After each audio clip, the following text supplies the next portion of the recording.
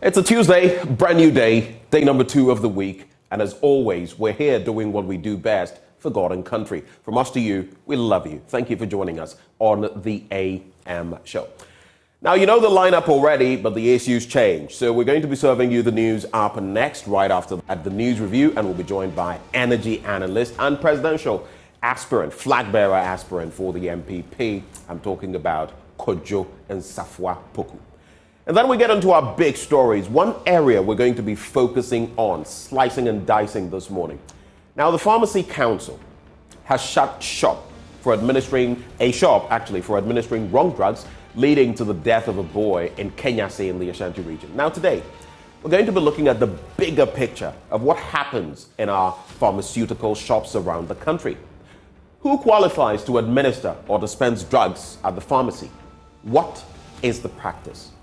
We're going to be deliberating on that all-important matter. Then we also look at this on the second leg. Parliament has unanimously adopted the promotion of the Proper Human Sexual Rights and Ghanaian Family Values Bill 2022. The intent of the bill is to proscribe LGBTQI+ and its related activities. But this comes amidst a pushback from some civil society organizations who have raised some human rights concerns. Today, we'll discuss the arguments and whether the nation is ready for this bill to be passed into law. What will be the social, political, economic cost of this to the nation? We have that conversation coming up today, and later on the show, as always, we offer you the opportunity of getting interactive with us at the tail end via call, but throughout the show via the live stream. And if you want to celebrate somebody, of course, shoot it to us in the course of the news review, and we'll do that. On that note, Ghana 4, settle for the news. Up next.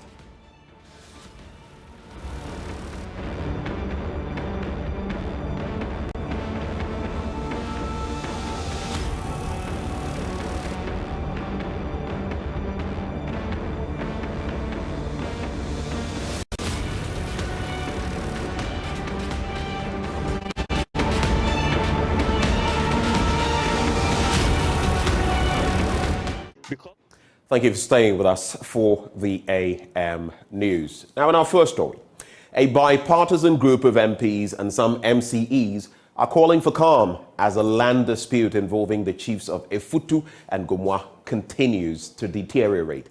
There have been encounters or counter-accusations of encroachment of land between the two traditional authorities in the central region.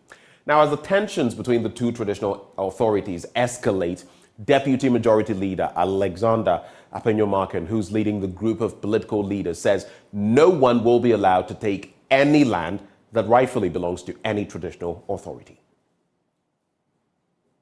Representatives of our constituents and advocate for peace and stability, we stand united in our unwavering commitment to resolving this issue and safeguarding the ancestral land of all chiefs within our jurisdiction.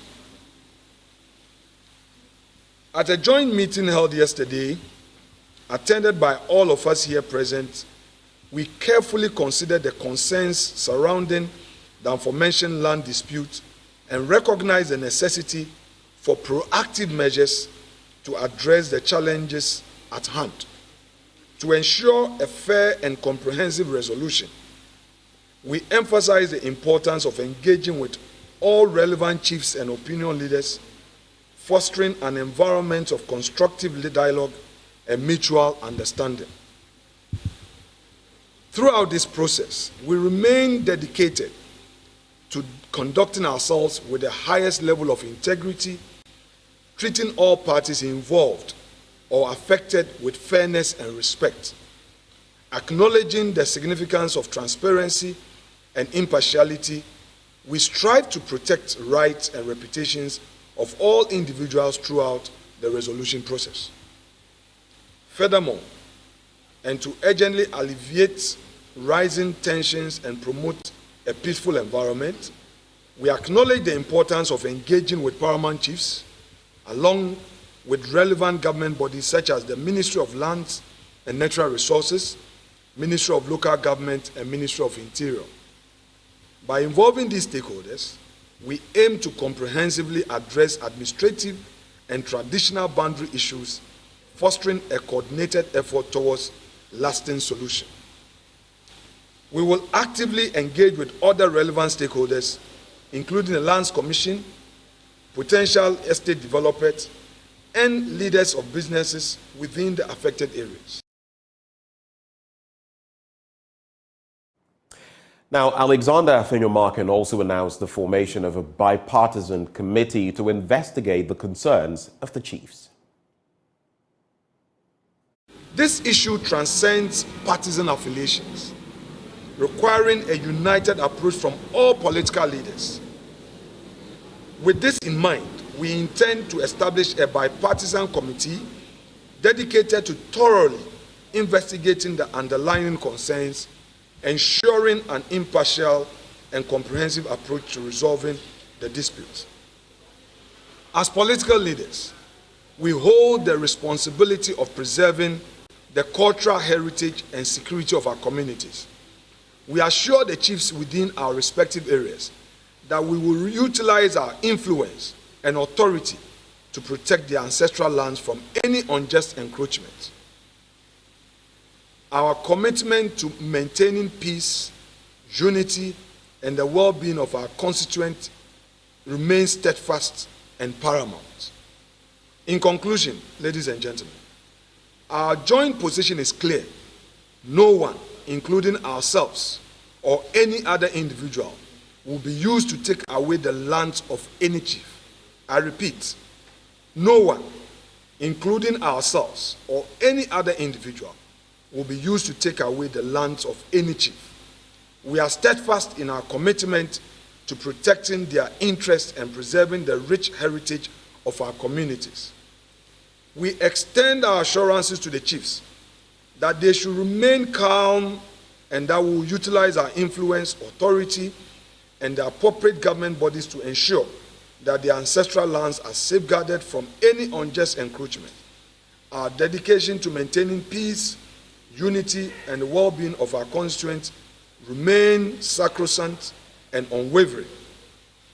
Together, let us embark on this journey towards a just and equitable resolution. We call upon all stakeholders, community members, and citizens to join us in fostering an environment of peace, respect, and cooperation. Well, let's head to Parliament now, where the Speaker, Alban Bagbin, is being criticized for comments during the debate of the second reading of the Human Sexual Rights and Family Values Bill, which made it difficult for members of Parliament who had concerns about the bill to put forward their opinions or dissenting views. The Constitutional and Legal Affairs Committee of Parliament has presented a report that has been adopted by Parliament for further consideration, though 3 legal actions, including an injunction suit, has been filed against the process. Director of Advocacy and Policy Engagement of the CDD, Dr. Kojo Pumpuni Asante, speaking on the probe, expressed dissatisfaction with the intimidating atmosphere that was created in Parliament. I feel sad. I mean, even statements like all 275 members of Parliament support this. Well, there were, I think, close to maybe 100 MPs in there. And I don't even know if a quorum was satisfied, but there was this eagerness, there was this yearning, this like, okay, the stage is set and we need to get this thing done. But that's what I'm saying, it's missing the point. He also maintains that the bill is a non-starter and based purely on emotions. Even Parliament probably cannot even make statements on the floor of Parliament to say, oh, can we rethink this bill? Parliament has even injuncted its own self from trying to change this bill later in the future. And so I think the premise for this bill, and as I said, there's a lot of emotion riding on it. Ranking member of the Constitution, Legal and Parliamentary Affairs Committee, Bernard Ahiafo, fight off the claims insisting the Speaker did the best for the House under the circumstance. Okay. So sometimes, by consensus, if two people here are speaking the same language, then the Speaker will be able to get the sense of the House. So having realized the sense of the House, you are going to put a question. But at the point of putting the question, having regard to the nature of this particular bill, Speaker is not wrong asking, is there anybody who has a different view?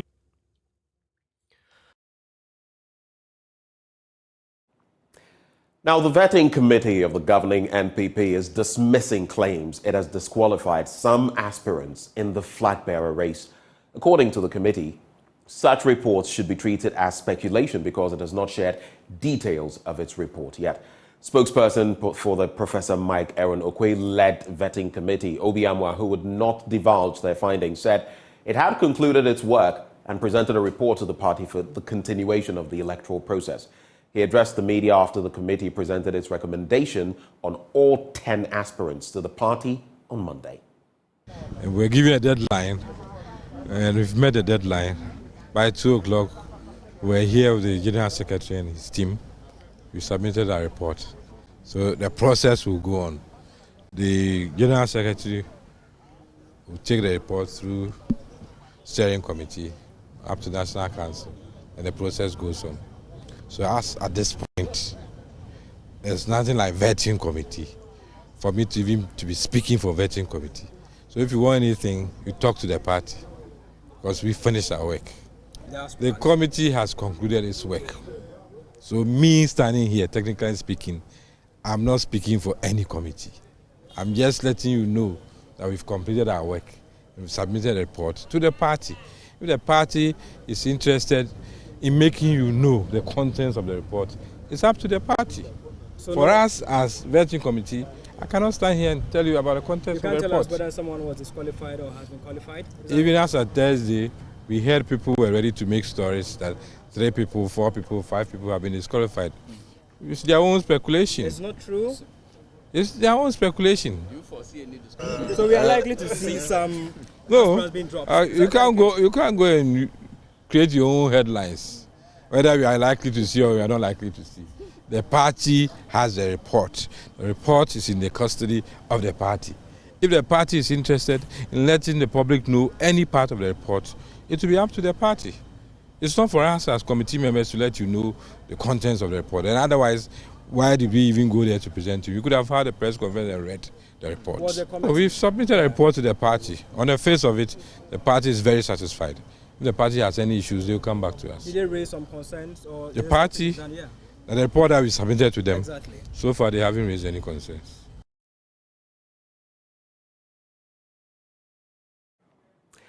Now, former Minister of Environment, Professor Frimpong Boateng, has invoked the wrath of God on all persons engaged in illegal mining activities, destroying forests, water bodies, and the environment. According to the former chairman of the Interministerial Committee on Illegal Mining, no individual participating in galamsey and other activities that degrade the environment will be spared God's punishment.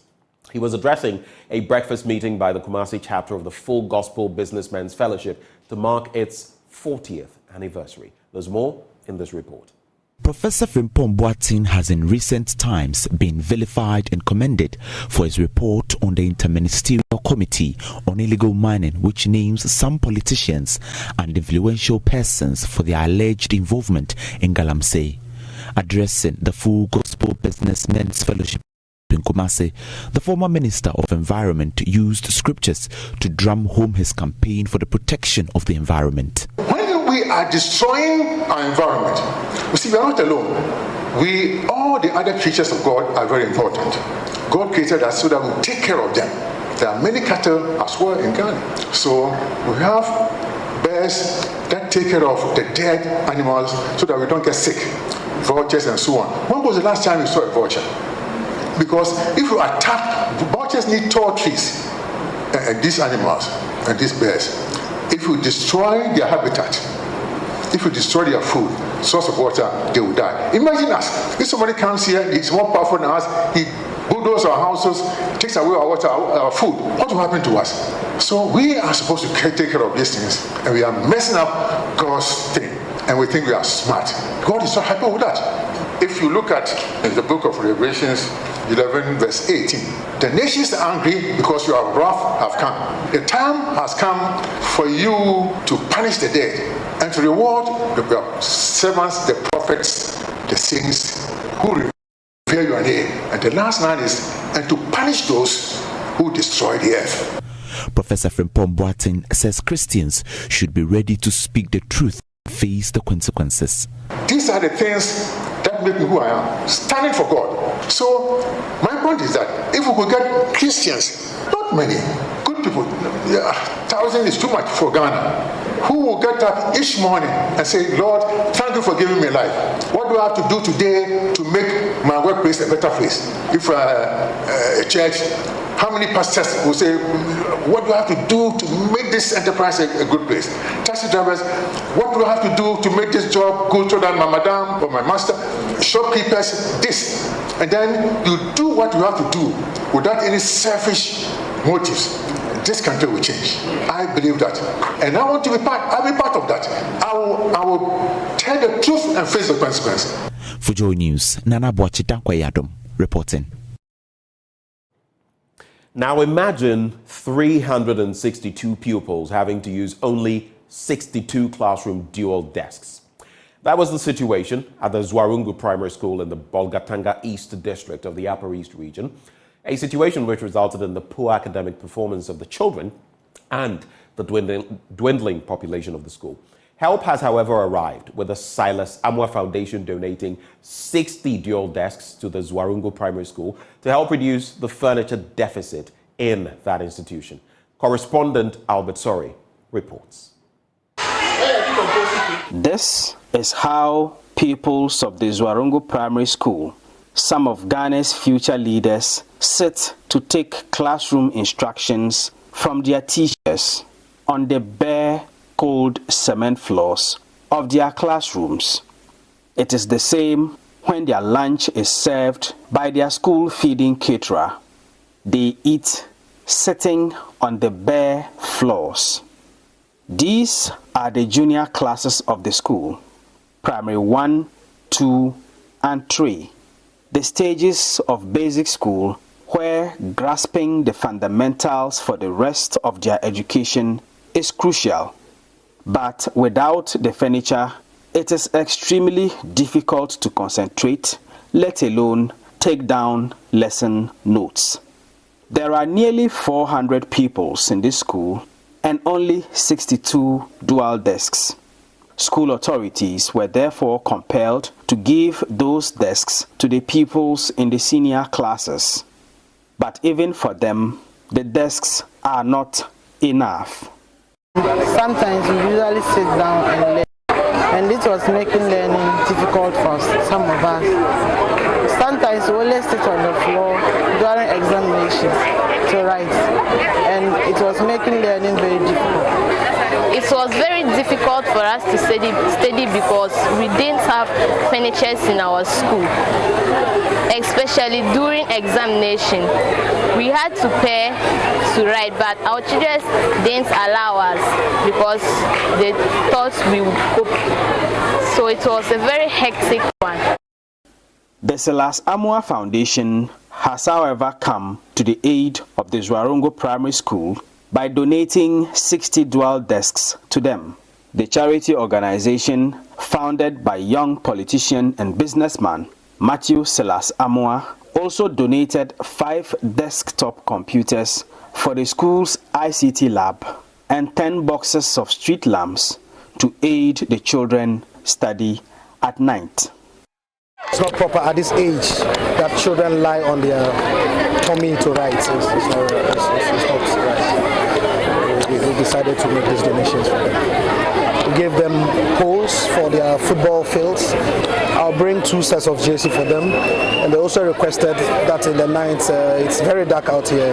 You know, sometimes students who live around do come here to study at night, so we also pledge that we'll get them 10 boxes of street lights so that to lighten up the place during the night. The school has produced so many great men in society, so it's just left with we, the individuals, to come on deck to relax some little amenities. And Ghana Education Service, government alone cannot, take the whole responsibility. So individuals, NGOs, politicians like myself, we can come to their aid. So I think once we get the needed support for them, it should be one of the best schools in the region. Headmistress of the Zwarongo Primary School, Selina Baba, said the donation from the Silas Amor Foundation had come at the right time. It has been a long time since since they have given us furniture supply, we have waited and waited, we never had some. We have a population about 362 at the moment, but the good desks that we have in the classroom, they are just about 62 when you count. Most of the times, the teachers bring in their laptops, just one, to the classroom to teach and demonstrate. And you know, one computer alone in a class of 50, it will not work. He only stands in front there, explains, and let them come one after the other to look at it. And this consumes the time of the learners. So these 5 computers donated to us, it will help our children a lot. Really, the number of furniture that has been supplied today, we are very grateful for the donor. But the fact is that it will not still be enough. We still need more. But it will help. It will help us solve the problem a little. Reporting for Joy News, Albert Sorry, Zwarongo. In our next story, a fierce battle for academic supremacy in Ghana's northern belt is in the offing as 3 schools from the northern region, including Vice President Dr. Mahamudu Bawumia's alma mater, the Tamale Senior High School, clash in a Tamale derby with Tamale Islamic Science SHS and Ghana Senior High School. While the Lions of Tamasco aim at devouring their prey to win the zonal championship for the 3rd consecutive year, Tamale Islamic Science SHS and Ghana SHS say they are readying themselves to hunt the lion. Meanwhile, Upper West's Lone Star St. Francis Xavier Seminary is hoping to rewrite history by clinching the 2023 Northern Zonal Championship of the NSMQ. Emmanuel Bright Kweku now brings us highlights. Great Ghana School, the home of learning. Great Ghana School, the route to success. You deserve the glory, you deserve the honor that we are going in our school. Apart from Ghana School, there's no other school that will win this regional championship in the northern zone. Are you sure? Because you are on Tamale's campus, Tamasco. It could be. And interestingly, they call themselves the Lions. Can they devour you?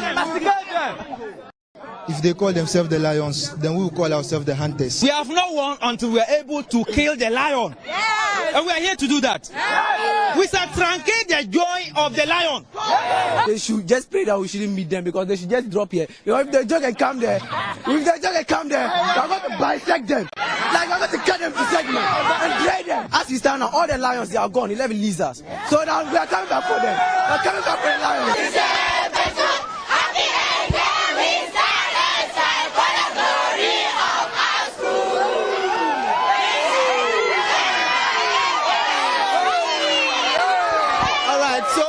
You can see it's excitement for the students from Tamale Secondary School. They are currently the defending champions in the Northern Zonal Championship of the National Science and Math Quiz. Feel great, and we're happy for that, and we thank Allah for making us through this successfully.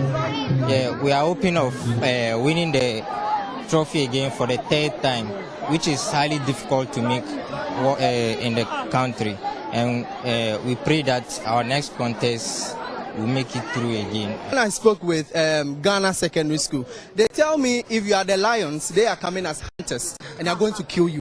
So tomorrow we are having the finals. They are already seeded. You are also seeded. What is going to happen between you and then Ghana Secondary School? Ta-ta-ta. Ta-ta-ta. Ta-ta-ta is going to happen. We will kill them. We will kill them. What shouting? They come. We will hunt them. We will kill them. Arise, all of us can arise.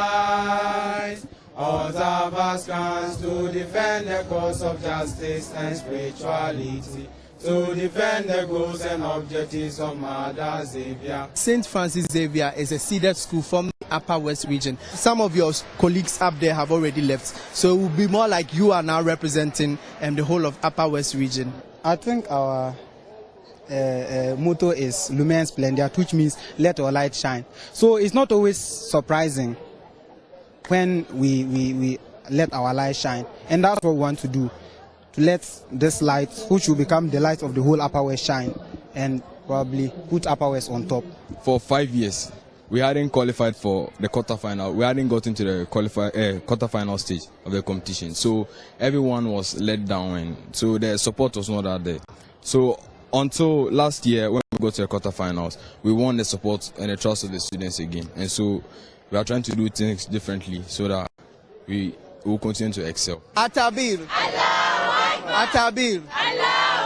So these are the students from Tamale Islamic Science Senior High School, and they just qualified, and so far they have the highest score. They are qualifying with some 51 points as compared to their city rivals, Tamale Secondary School, Tamasco, who was able to garner some 40 points. Given your performance so far, are you confident that tomorrow you are going to win this trophy and then make a history for your school? Yeah, we are confident that we are going to win as usual, and the confidence there is natural for us. So we are not intimidated by any school here. When knowledge speaks, wisdom must listen. You know, we're here to conquer.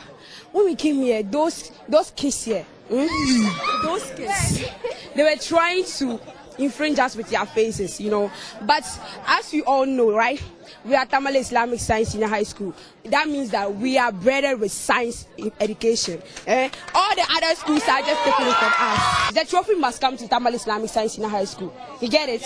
It must come. That's it, students from Tamale Islamic Science Senior High School. They are telling me any other school, Tamasco, be it Tamasco, Ghana Senior High School, even St. Francis Xavier, who is representing from the Upper West region, it doesn't matter. They are here just to answer the questions between them and then the Christmas fest. And then any other school, there's no competitor at all. They are coming as the super hunters, they tell me, from here in Tamale. My name is Emmanuel Bright Kwiku. Atabir. Atabir. Let's take a stab at the international front now. And Nigeria's president and new chairman of ECOWAS, Bola Ahmed Tinubu, has issued a resolute declaration. Coup d'etats will no longer be tolerated in West Africa. Now, highlighting the region's unwavering stance, he emphasized the regional body would vehemently oppose any attempts at overthrowing legitimate governments. Now, while acknowledging the challenges of democracy, President Tinubu insisted it was the most effective system of governance. The Nigerian president was speaking at the 63rd ordinary session of the Authority of Heads of State and Government in Bissau, Guinea-Bissau, where he assumed the ECOWAS chairmanship from Guinea-Bissau's President Umaru Sissoco Embalo. We will not allow coup after coup West African separation.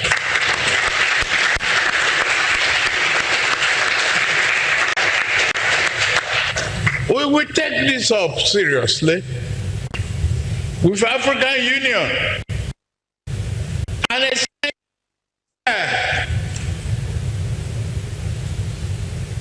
to the European Union and Britain and America.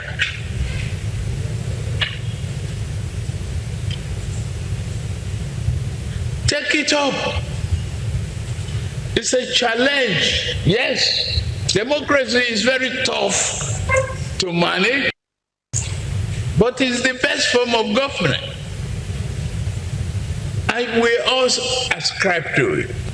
We must bite back. We can't sit like toothless bulldog and ECOWAS. For the confidence reposed in me, I pledge to you, Your Excellencies, distinguished ladies and gentlemen, that I will do my best. I am just new. This is my first. I'm giving a surprise package. We will work collectively to pursue inclusive economic integration of West Africa sub-region. We should serve a warning to exploiters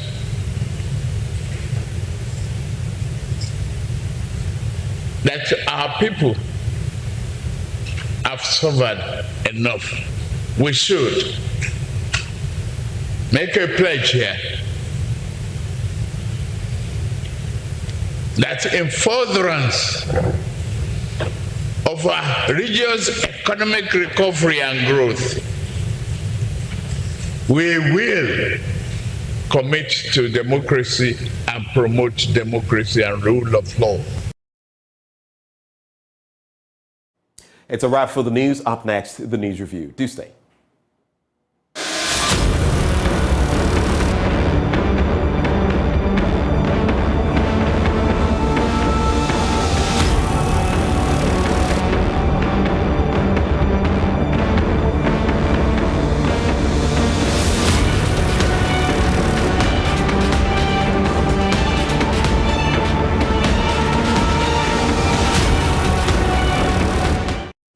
Thank you for staying with us. Time now for the news review, and we're going to slice and dice to let you know what exactly is happening from the papers and beyond. We'll be hosting Kojo Nsafua Poku. He's an energy analyst. He's also aspiring to lead the New Patriotic Party. Before I get to Kojo, you can see him in your shot. This segment is always brought to you by Endpoint Homeopathic Clinic. They're offering you, if you're a man, free prostate screening, gratis. Zilch. If you're a woman, they're offering you fertility screening, and you need to make tracks there. Don't let something catch you unawares. So make tracks to Endpoint Homeopathic Clinic, and here's where you can find them. Here in Accra at Spintex opposite the Shell signboard. In Kumasi, Kronum Abwehia, behind the Angel Educational Complex. Then there is Takrady and Naji Estate. When you come back to the Greater Accra region, they're also in Tema, Community 22. Then there's Techiman Hanso and Esiaman Zama. You should call them, I prefer that you do, on these numbers, 0244 867 068 or 0274 234 321. Endpoint Homeopathic Clinic, the end to chronic disease. But just the start of the news review. And you know how we do it. I'm going to be finding out from Kojo a few things. Mr. Poku, a very good morning to you. All right, good morning, Ben. How are you? I'm okay. I see you in your usual yellow corner.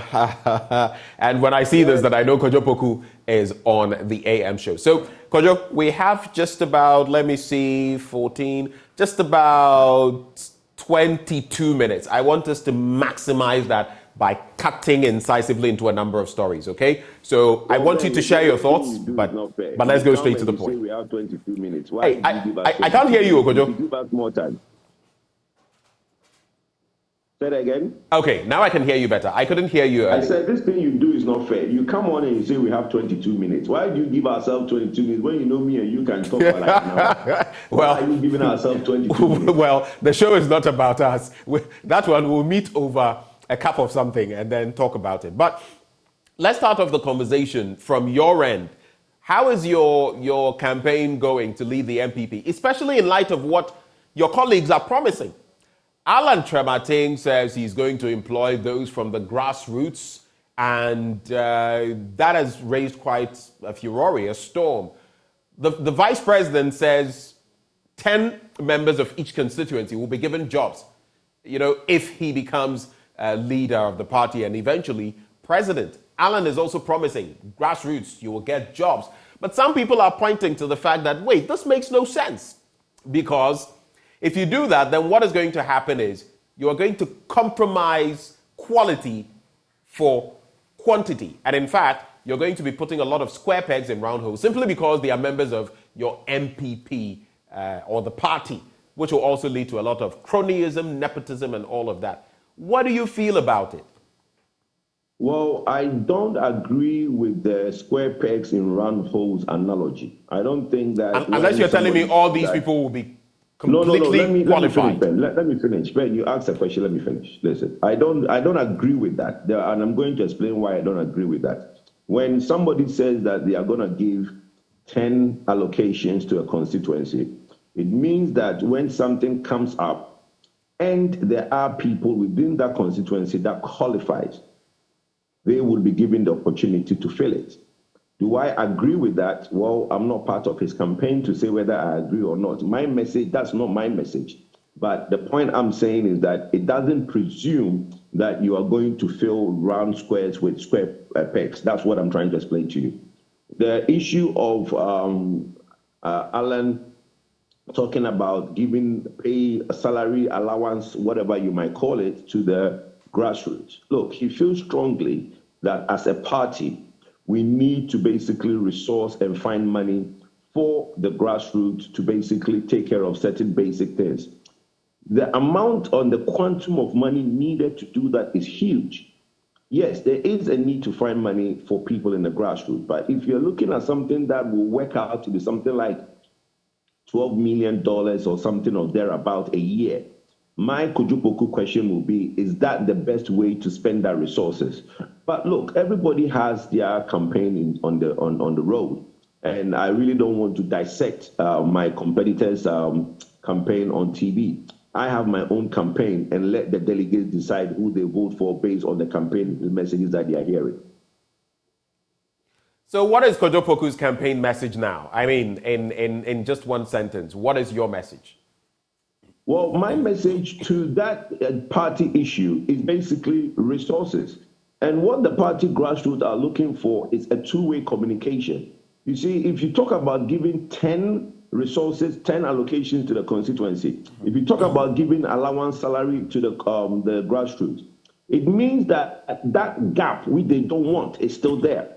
You see, what the constituency level party people are asking for is closer to government. So there's a two-way communication. What Kojopoku is offering the grassroots and the constituency leadership is a two-way communication. Now, it doesn't mean that everybody in constituency wants any allocation. They might want other things.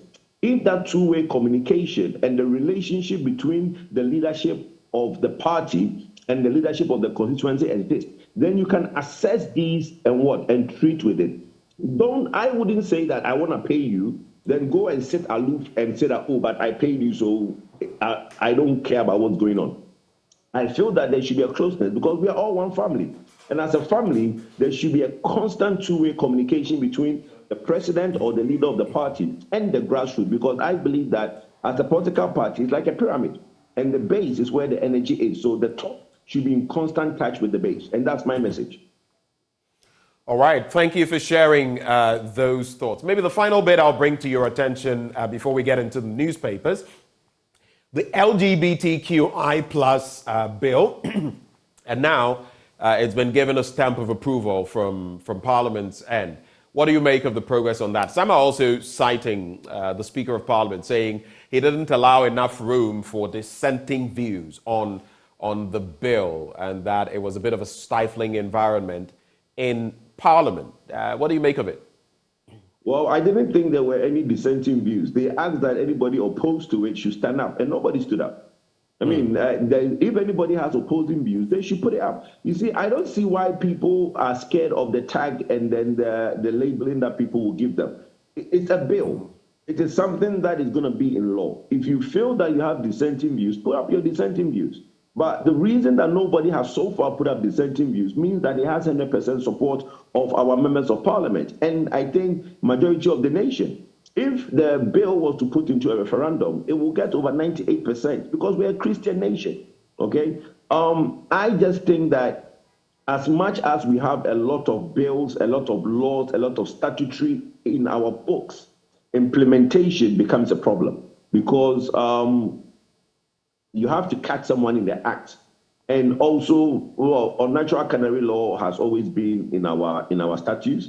So look, implementing it is a problem, but it's good to have that bill so that we are abreast with time and things around us. There are a lot of things going on around the world that if we are not careful, it would invade our society and it wouldn't augur well for the Christian society that we are.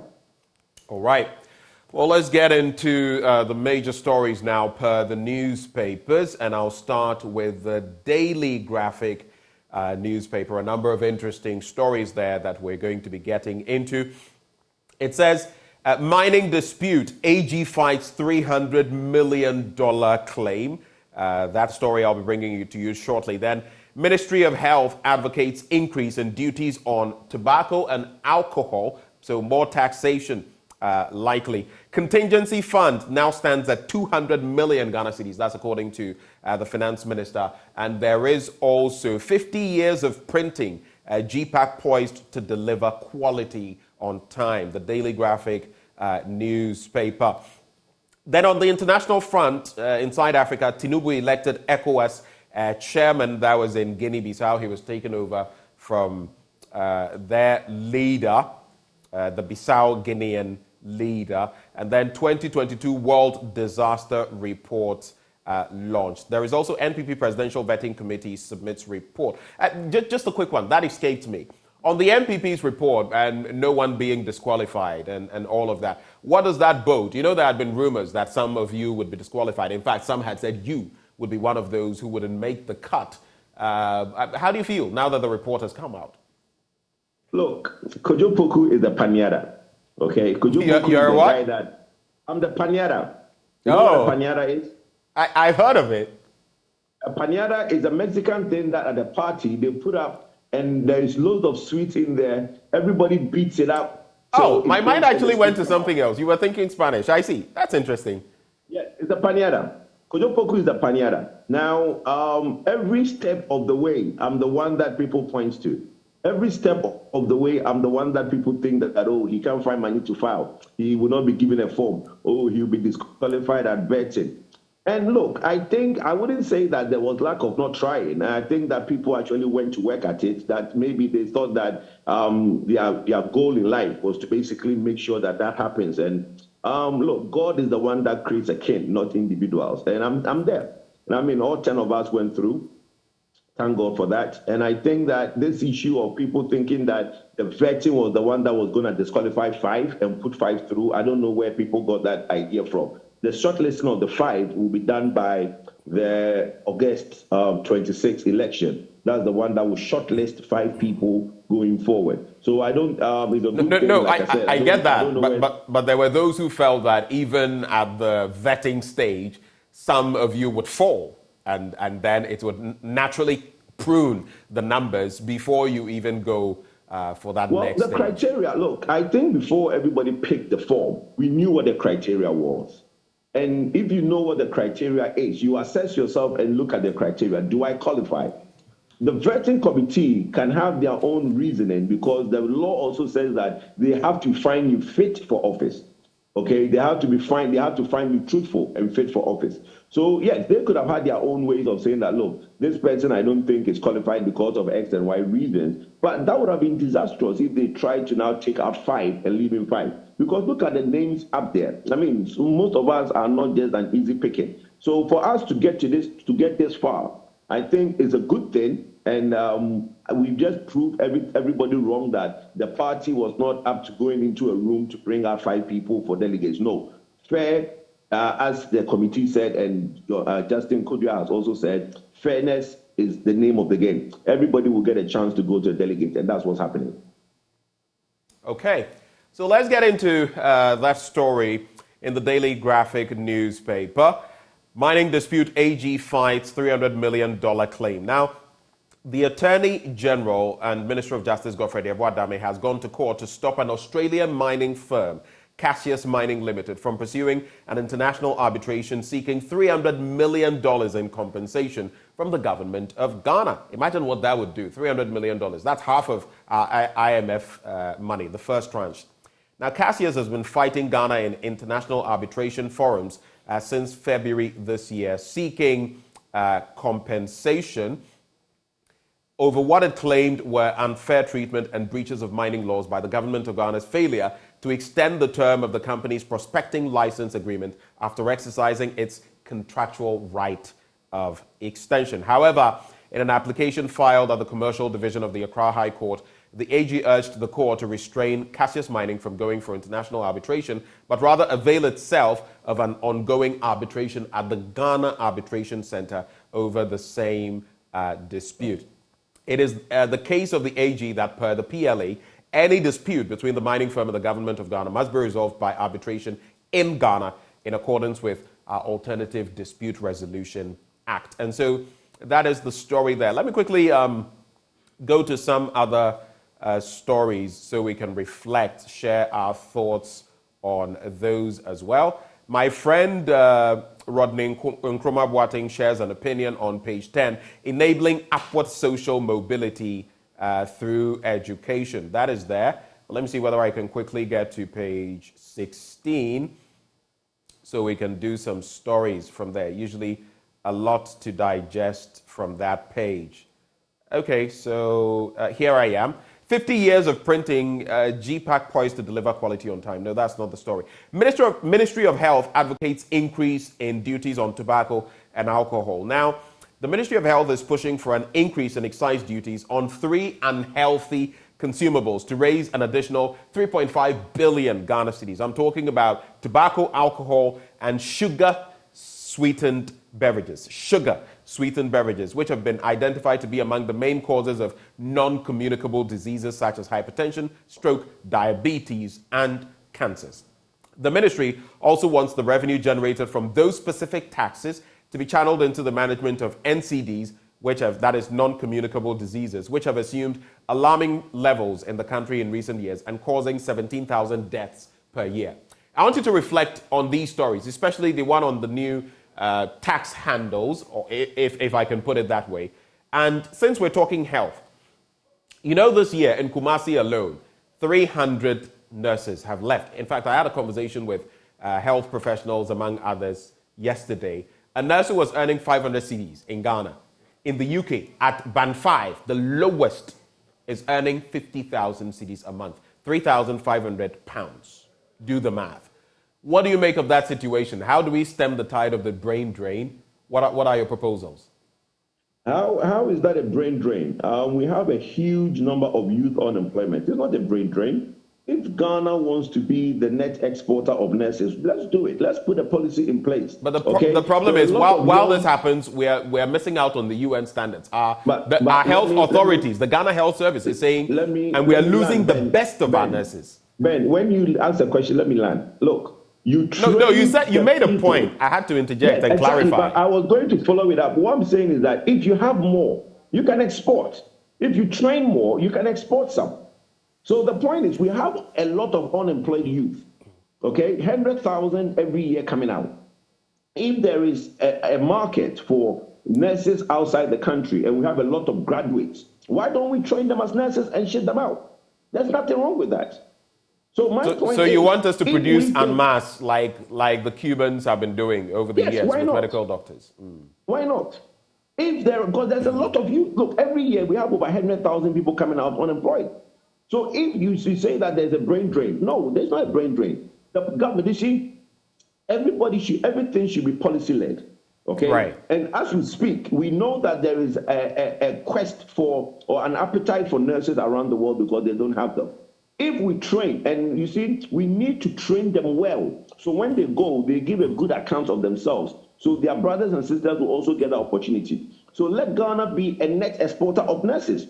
So we train a lot of nurses and we send them out and we keep the ones we need. There is nothing wrong with that. I don't think it's a brain drain. Just that, like everything else, Ghana, we take an eye off the ball and let it catch up with us, okay? We need to train a lot of nurses so we can send them out. That's that one. Now, secondly, with the taxes on tobacco sugar, and tobacco products, alcohol. Leave out the sugar. I just think that anytime people watch too much CNN and they come and bring things that exist in the UK into Ghana, look, leave our sugar out of this thing. What I think the taxes should be on, and I've always had that policy, that we should tax tobacco and alcohol. Look, they are luxury items. If government wants to drive revenue, go after tobacco and alcohol. If you have money to buy champagne, pay more taxes. You have money to buy beer, pay more taxes. I am looking at that instances where people are complaining that they don't have disposable income. In my government, will do a lot to create more opportunities so people have disposable income. But if you decide to use that disposable income on alcohol and tobacco, then you pay more taxes so that the money government generates revenue from that. I am 100% subscriber to that policy, but I don't agree adding the sugar and all those things. Look, if government makes the money and Ministry of Health wants money for other things, we'll have more money and then we'll give them. But the UK route of taxing everything so that people stop doing it. This is a poor country. It's not a rich country. So you can't go about taxing things just because you want people to stop drinking Coca-Cola or you want people to go sugar-free. I don't know why they are pushing everybody to do sugar-free. Have you tried the sugar-free Coke? It's horrible. I like my Coke the original way with sugar. All right. All right. I see you have a sweet tooth, and that is a very valid. That's a very valid point to make. Go one day. We are all going to go one day. Whilst I'm here, let me enjoy small. Right. So now look at this. Mohammed Billah, and this escaped me, so I'll have to go to it, says, good morning, Ben. Please correct Kojopoku. Ghana is not a Christian country, but a secular country. Ghana is a religious country, if you want a better and inclusive term. And that is a fair point to make. We're not a Christian country, so to speak, though the population of Christians is over 70%, or even 75%, if I am not mistaken. I don't know anybody wants to push that. No. I mean, per the law, we are not a Christian nation. Let me please. Okay, please. In most countries where the majority of the population is what the country is, I don't know where anybody wants to push that argument that we are a secular country. Yes, we have Muslims and we have other religion in Ghana. But when I say we are a Christian country, okay, let me correct that. We are a religious country. So that everybody feels all-inclusive in the Kojopoku government. Right. There's another message that says, a newly qualified Band 5 NHS nurse, that's in the UK, now earns £28,407. Now, I just did the division. It means this would be equal to £2,376.25. But here's the difference. I appreciate the fact that you're reaching out to us, Kwejo to 4, but Umar Farouk, whom we spoke to yesterday on the show, confirmed that he earns around 3,000, and when he does extra work, he earns even more. So we pegged it at 3,500 with his approval. So that's how we came up with that figure. So, I mean, do the comparison. On that conversation, let's put a little caveat to that, please. Let's put a little caveat. I have lived in the UK, so I can tell my listeners this.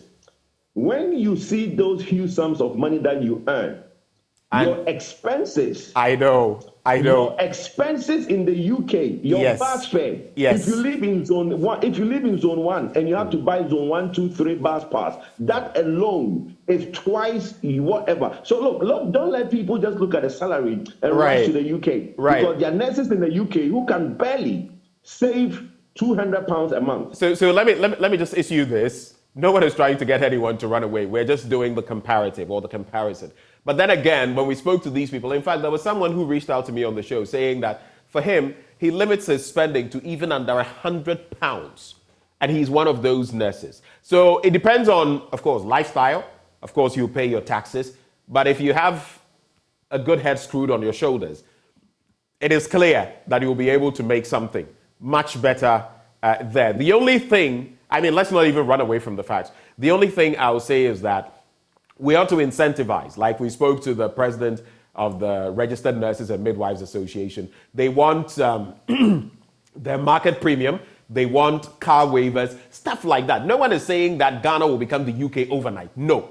But what are the things you can do here to make us feel better? You have a nurse at grade what, still walking around Trotro and all of that. How would that person feel? So those are the basic conversations we mean to have. That makes sense. That makes sense. Definitely not UK standards. We're not there yet. On the back page of the paper, it talks about, let me just get to that. It talks about Kurt Okreku and his reforms as far as the GFA is concerned.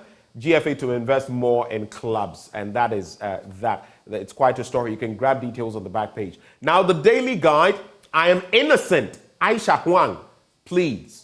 That story is on page 6. And then Ghanaian shoots 2 family members in the US. Let me do those 2 quick stories, and we'll be getting ready to wrap. So, Kojopoku, are you on Threads already? It's one of the fastest rising apps. 100 million users in less than a week. But let me get into the story. Illegal mining kingpin, or Queen Ping, if you like, and Huang, popularly known as Aisha Huang, yesterday opened her defense before an Accra High Court, where she denied ever engaging in illegal mining or providing mining support to either Ghanaians or foreigners. The accused, who was already convicted for illegally returning to Ghana after her repatriation in December 2018 and awaiting sentencing yesterday, told the court that both the charges leveled against her and the evidence given by the prosecution's 11 witnesses be dismissed as not true and just jumped up versions or trumped up versions of old ones. So that is it. Then there's also that story. Where is that? It's supposed to... Okay, so that is on page 3. So, a 24-year-old former student of Wenchi Senior High School, who currently resides in Worcester in the United States of America, has been arrested for allegedly shooting 2 members of his family. Reports said the Ghanaian youngster, Kwabena Boateng, fired several rounds at police and was eventually shot and bitten by a police dog before getting arrested after a 13-hour standoff with police in Massachusetts. Sad development. Any reactions to these stories? Worcester is my town, and it's sad that it happens in Worcester. No, so there's Worcester, but there's Worcester. This is Worcester. No, it's Worcester. It's the same thing. Worcester, same town. Oh, I see. Because I know the college or University of Worcester or something like that. Massachusetts, the College of Massachusetts is in Worcester. Right. It's spelled Worcester, but it's pronounced Worcester. Well, I know of Worcester, but anyway, go ahead. Yes, okay. It's very unfortunate that somebody has to go to that length. You know, mental illness mostly has been blamed for such things. The issue of Aisha, I honestly don't know why we are wasting court time with this woman.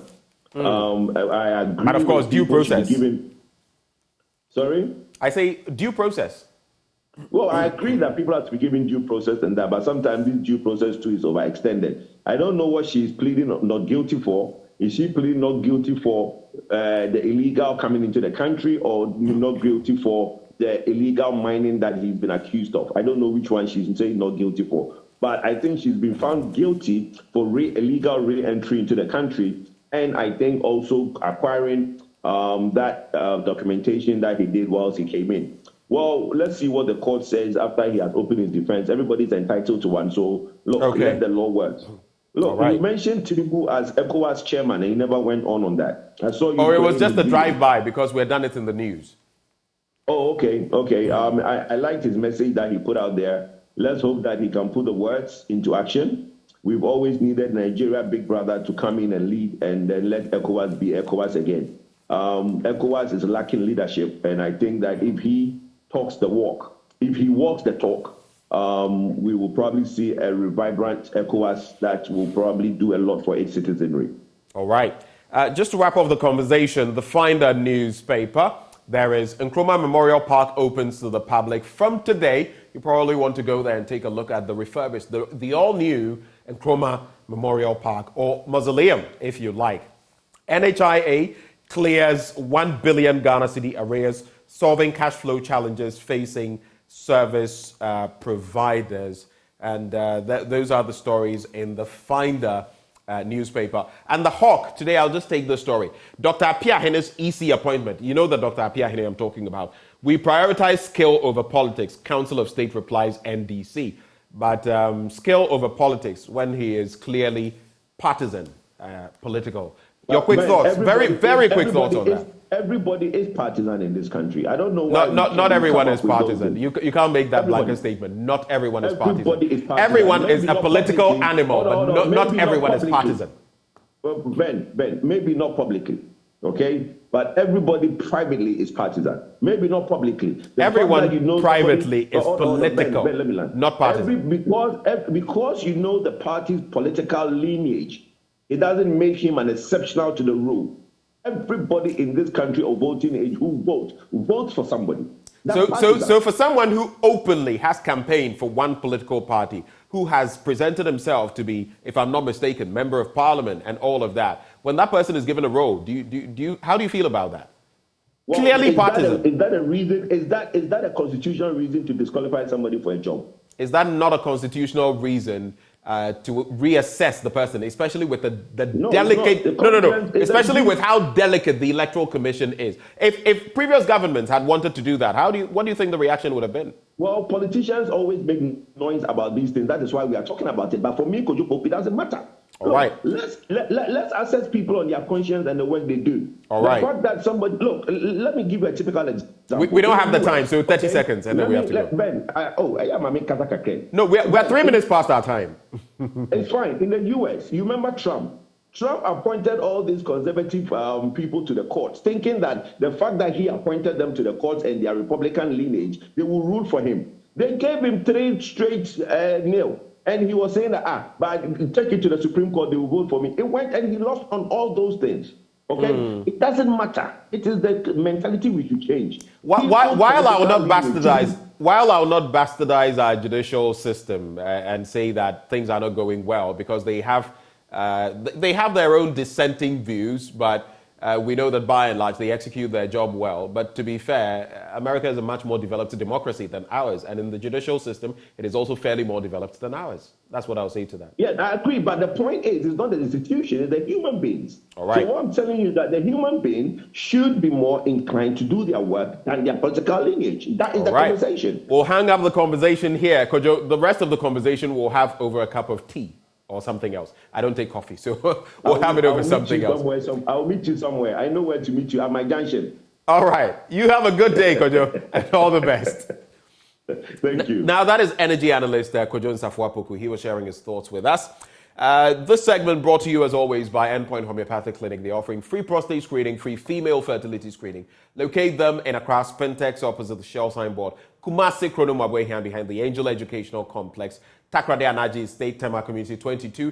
Techiman Hanso and Esiamanzama. Call them on 0244-867-068 or 0274-234-321. Endpoint Homeopathic Clinic, the end to chronic disease. But just the start of the so-called sports we're about to serve you. Up next.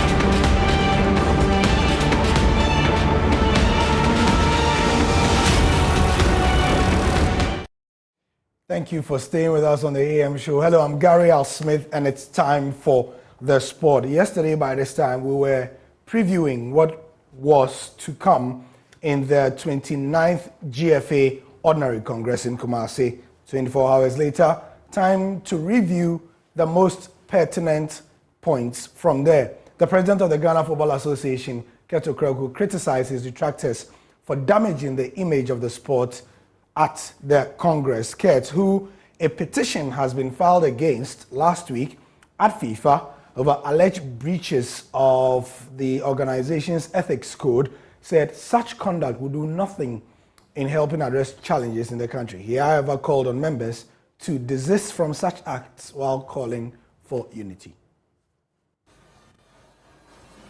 At the end of the day,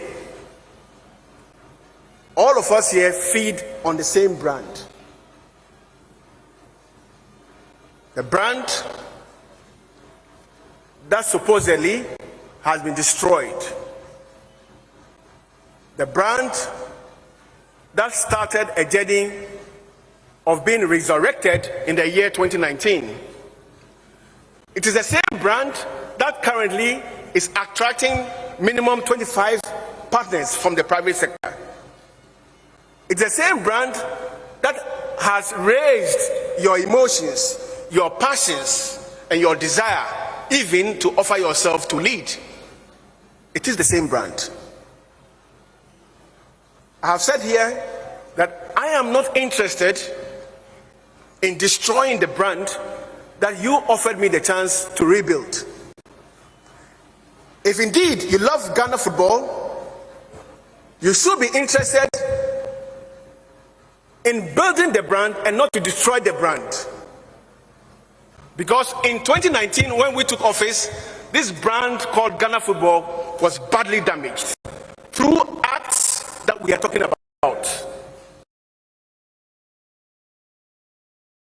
So one of the key things he said, but let's take a look at the highlights of his speech as well. I mean, he was one of the focal points of the address, and so he mentioned that there's a plan to have a coordinating office in Accra to oversee the work of regional football associations. He said the FA will give 100,000 cedis for the purchase of footballs for all regional competitions. And the FA will provide pickups for regional FA chairpersons. The FA will contribute 300,000 cedis for payment of officiating at the regional level.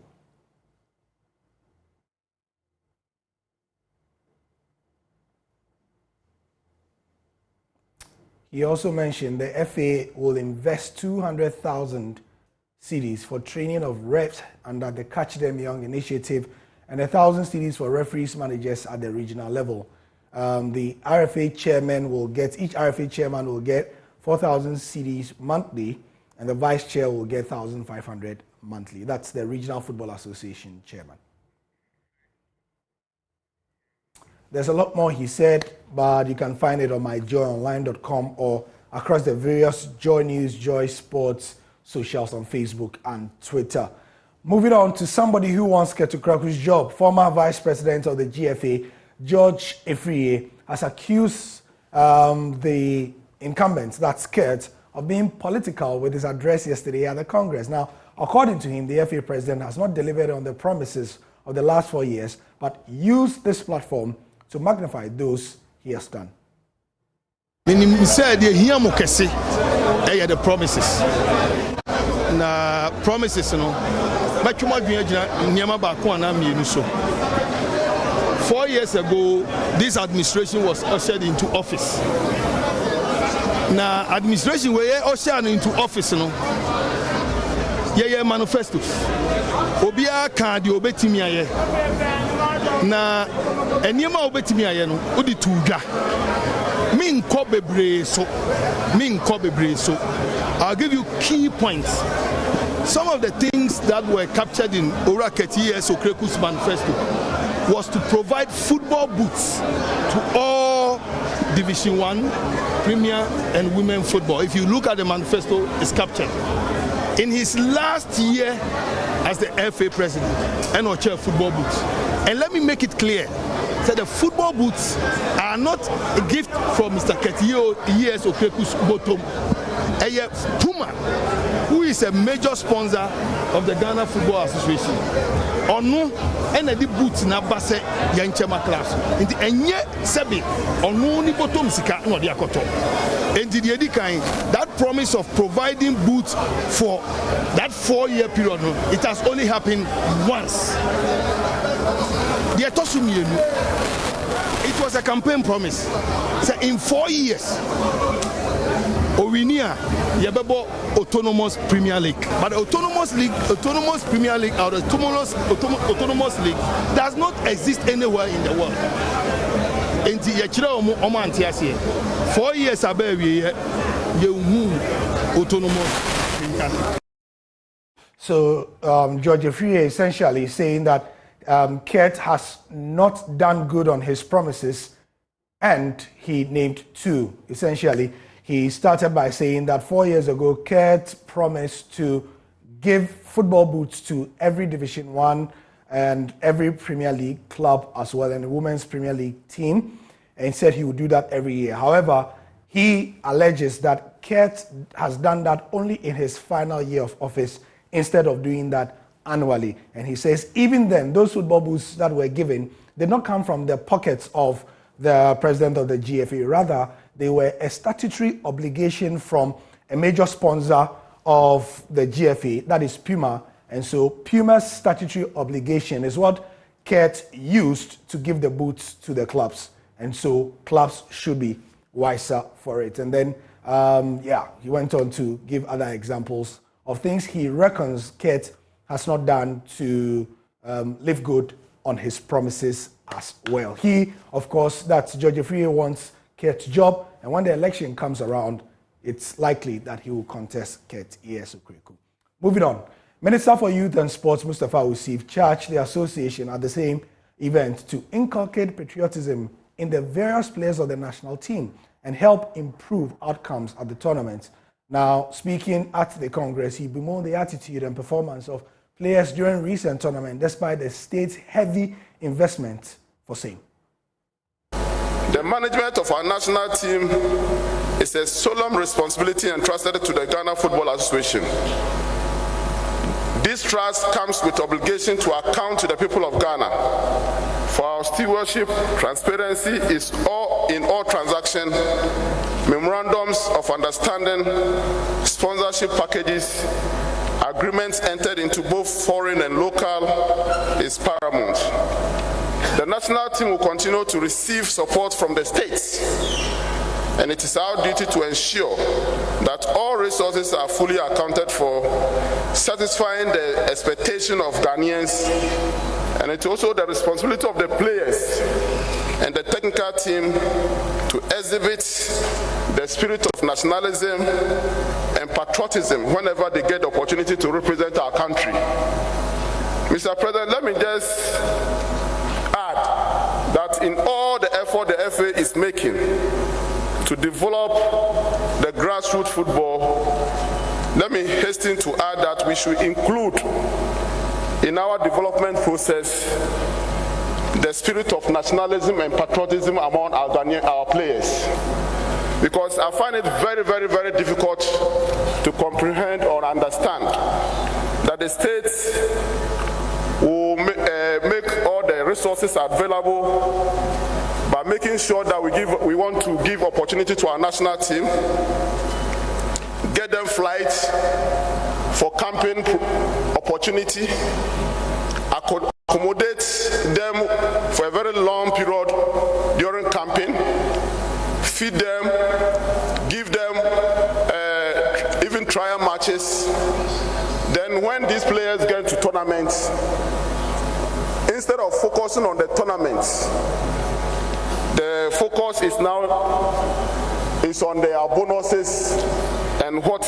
Meanwhile, they are being paid per diem to make sure that they focus on the tournaments. It is time for our juvenile and our national team players to value the flag that they represent, the flag of our country and the flag of our nation. As the minister hinted, Ghana's performances in their last few tournaments, going back all the way to the last several years, have been very, very poor. As if he knew, last night there was another one. The country's under-20 side lost to Burkina Faso in their second game of the ongoing WAFU Zone B tournament in the Ivory Coast. Now, the side led by former Hearts of Oak coach Samuel Boateng went into the game needing a win after a 1-1 draw in their first game against Niger, but fell short, leaving their qualification in limbo. They play again on Thursday, July 13, against the host nation, La Côte d'Ivoire.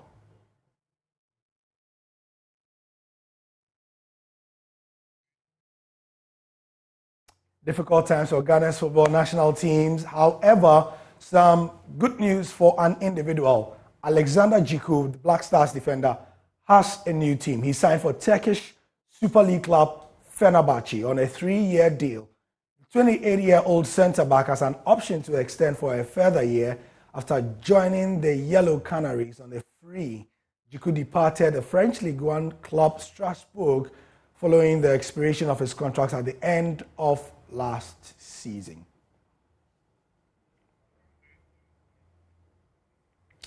Of course, Andre Ayew and Stephen Appiah have played for those sides, and so he will not be short of people to call upon for some tips and all that. Also, Greek side PAOK have announced the signing of Black Stars left back Baba Rahman, who also joins on a free. This is after he left Chelsea. And near short is the unveiling video. Baba Rahman is a Greek player. He played there, of course, last season in his final loan stint from Chelsea.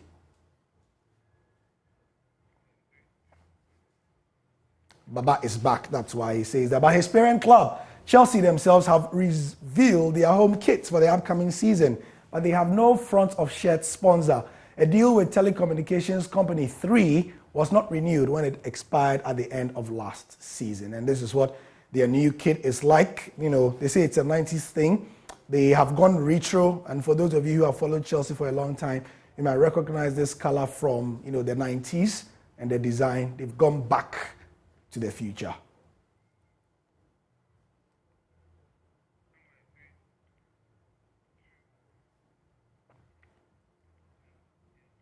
Kitted now by Nike, of course, and Wimbledon is ongoing. It's looking like Novak Djokovic, as predicted widely, will win this thing, but he's got to go after the quarterfinal, where he reached by completing victory over Poland's Hubert Hurkacz. Yesterday, I told you that they had to finish the match, which was suspended 2 days ago because of the curfew in that part of the UK. He's going for a record equaling 8th men's title, and he dropped the 3rd, but won 7-6, 7-6, and 6-4. That's it for the sport. As usual, head over to myjoyonline.com for the trending stories of the day until we come your way again at midday. I'll be here to let you know what has happened between now and then from around the world. I'm Gary Al Smith. Thank you for your time. AM Show continues.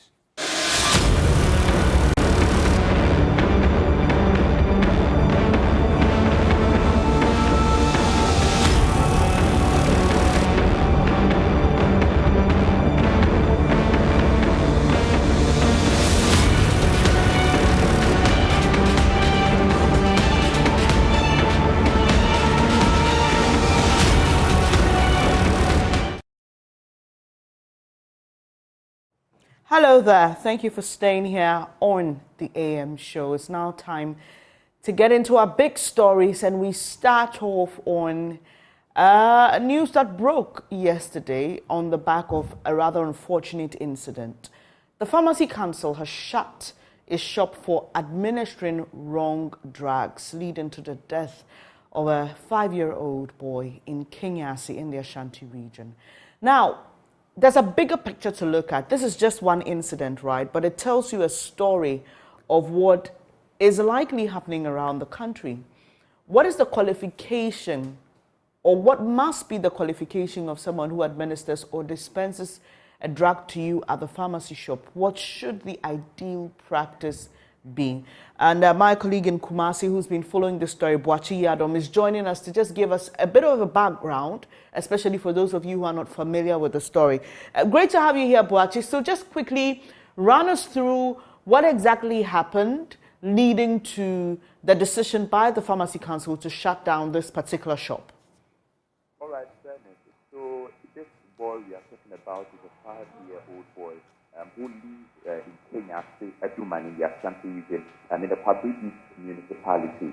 And unfortunately, he was taken by a rabid dog, and he was trying to seek help or get medicine from the life dream pharmacy in the Kenyasi-Adwumam, also in the Kobbys municipality, where unfortunately the pharmacist there gave him a wrong medicine for treatment. And unfortunately, this 5-year-old boy had to pass out. The Pharmacy Council decided to then shut down the shop, which is a live stream pharmacy, because of the decision they took. We are told by the Ashanti Regional Head of the Pharmaceutical Council, Dr. Benjamin Kwabena Echampo. He says the decision to shut down the pharmacy shop comes because the Ashanti Regional Health Directorate brought a report, a compiled report on the incident, and they came with that decision. So they had to shut down the pharmacy shop because there was a decision taken away from the Ashanti Regional Health Directorate, considering the fact that the issue was a critical one, and that decision had to be made. Right, and we are sure that the person who administered the drug is actually a pharmacist or a shop attendant. Which is which? So she is actually a pharmacist, not a shop attendant. She is a pharmacist, that's according to the head of the Pharmacy Council in the Ashanti region. She is a pharmacist, and right now they are still treating her. Unfortunately, they do not know her whereabouts. The family is also seeking justice at the time. Right, grateful for the background there. That's my colleague Kenyasi-Adwumam, who's joined us from the Ashanti region, just to help you understand what exactly happened and how the story has developed. This actually happened sometime last year, but the Pharmacy Council has taken a decision, a very critical one, which sparks a lot of conversation. This morning I've been joined by Dr. Emmanuel Kweku Ireland. He is National Chairman of the Community Practice Pharmacists Association, and also Dr. Sapone Siedu, who is a pharmacist and a fellow with the CDD. I'm so pleased to have the two of you here. Thank you so much for joining me this morning. So we just heard my colleague from the Ashanti region give us a brief of what exactly led to this. Let me start with you, Dr. Ireland. Did this story come to your attention when it initially occurred? And what do you know to be the processes that were involved getting us to this point? Thank you very much for the opportunity. Good morning to you and your viewers around the world. Yes, in fact, I also first read the story in the news. However, what I know is that the Pharmacy Council, which is the regulator, has swiftly moved in to trigger the necessary action. Right. So for you with the community practice pharmacists, and I've seen a lot of reactions on social media, Dr. Kenyasi-Adwumam has also had something to say about it, and we'll be hearing from him shortly. But many people have been talking about their experiences at different pharmacies. And in fact, some even suggest that when they visit the pharmacy shops, it is not an actual pharmacist that sees them. It appears to be an attendant or somebody who is administering the drug to them. What should the ideal thing be? When you visit a pharmacy, what should happen between you as a client and the person attending to you? Dr. Ireland, yeah. Yeah, thank you very much. The Pharmacy Council issues two types of licenses. They issue wholesale and retail licenses. Every pharmacy, every community pharmacy you see is a retail pharmacy. Again, the Pharmacy Council, which is the regulator, also registers 5 kinds of pharmacies. We have the retail pharmacies, wholesale pharmacies, retail and wholesale pharmacies, pharmacies within hospitals, clinics, and other facilities that require a pharmacy.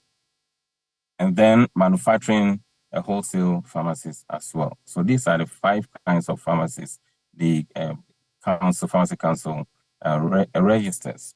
Now, every pharmacy is permitted to supply medicines, certain classes of medicine. For instance, a pharmacy is supposed to supply Class A medicine, which is prescription-only medicines. Also Class B medicines, which is pharmacist's list of medicines. That is medicines that may be dispensed by a pharmacist without a prescription. And then Class C medicine, which is over-the-counter medicines. Now, when it comes to supervision in the pharmacy, it's only a superintendent pharmacist or a pharmacist who has been registered by the Pharmacy Council and is in good standing that is supposed to supervise the supply and provision of pharmaceutical service from a registered pharmacy. It's only the pharmacist that is required by law to supervise. So when you say supervise, Doc, do I get the impression then that they can employ people as shop attendants and under their supervision, these shop attendants can administer drugs? Because you keep using the word supervision. And so I'm wondering if my understanding of it, as I have explained, is what should be the practice. Yes. So from the word superintendent, the pharmacist superintends. He is solely responsible for every action, every activity that happens in the pharmacy. Okay, let me cite an example for you. Sorry, Doc. Let me cite an example for you so that I understand we're on the same page. So you are a pharmacist. You set up a pharmacy shop. You employ me, who has zero to no knowledge in pharmacy. And people come in with prescriptions. I'm able to identify the drug and dispense it. Even if you're not there, but you supervise me, say, probably virtually or whatever mechanism we choose as a shop to use, are you saying that is allowed? Yes, I was coming to that. We work with other cadres of staff. Now, we work with a pharmacy technician.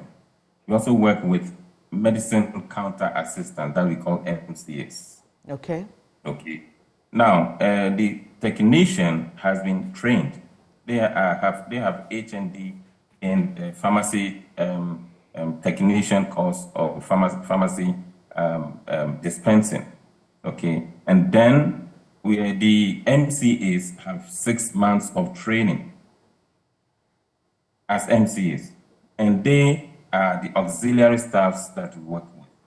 Now, I dare say that no pharmacy, what its source, is supposed to employ other any other cadre of a worker aside these 3 that I've mentioned: the pharmacist, the pharmacy technician, and the MCA. Okay, so these are the people the pharmacists work with, and they have the requisite training to be able to help the pharmacist deliver his or her job. Right. Let me go to Dr. Sapon Esido. I'll come back to you. Doc, thank you for holding on. So we've heard Dr. Island tell us what the practice should be. You are concerned about what is happening in the country. I'm just wondering, as a client, walking into a pharmacy shop and wondering, is this person qualified or not? There have been occasions when I have had reason to question the competence of some of these attendants. I'll share a story later, but let me ask you your initial thoughts about this incident and your comments on what Doc has shared so far about what the ideal practice is prescribed by the law. It's interesting. Yes, I am concerned, and I'm concerned at all fronts. Because to start with, I am a pharmacist, and I am a practitioner. Dr. Island is a colleague. In fact, we know each other. And one thing that holds true for the profession of pharmacy is that our motto says we are the friends of the human race. And therefore, I get concerned when remotely it is suggested that through the actions or otherwise of a professional colleague, something like this has happened. I'm further concerned because I listened to Joy News yesterday when the story first broke. And I heard the regional manager of the Pharmacy Council say that when the said incident happened, the pharmacist was not on the premise. I've just heard your colleague in Kumasi say that the act occurred in the presence of the pharmacist or was undertaken by the pharmacist. I think that, confusion needs to be addressed because they bring into perspective different scenarios. If the first scenario, which I heard yesterday on Joy News, is anything to go by and the pharmacist wasn't on the premise, then there is an issue around supervision, like Dr. Island said. Secondly, if the pharmacist wasn't on the premise, we need to check the qualifications of whichever attendant was involved in the incident, whether it was a technician, whether it was an MCA, or whether it was an unqualified person, which I doubt it would be a totally unqualified person. But we need to check that as well, because that is important, because that borders on the professional conduct of the pharmacist and the pharmacy in question, because there are regulations for professional conduct of a pharmacy and a pharmacist. Now, all that being said, I'm further concerned from a parent point of view. And I am concerned because when you go to the pharmacy, I always tell anyone who cares to listen that the first thing you have to do is ask for the pharmacist. Right. So if this confusion exists, the question I ask is, did the parents know they needed to ask for the pharmacist? Then we move on to the medication that was used. The information we have so far, and I'm going by the information in the public domain, is that the child had been bitten by a dog. And therefore, the first thing to do is to check the vaccination or otherwise of the said dog to see if they've had their rabies vaccine. And if they've not had it, then for them to have a rabies vaccine. The question then becomes, why was a tetanus jab given instead of a rabies vaccine? Was it that those in the pharmacy didn't know? If they did, what went into their professional and clinical decision making? That is another thing. And then for the parent, why were they taking an injection in a pharmacy shop? Because was the pharmacy licensed to administer an injection? So there are so many things as a practitioner I am asking myself. And I come to the single conclusion that perhaps if the parent had asked to see the pharmacist and had realized that the pharmacist wasn't on the premise based on what I heard the regional manager say, all these sequence of events could have been aborted.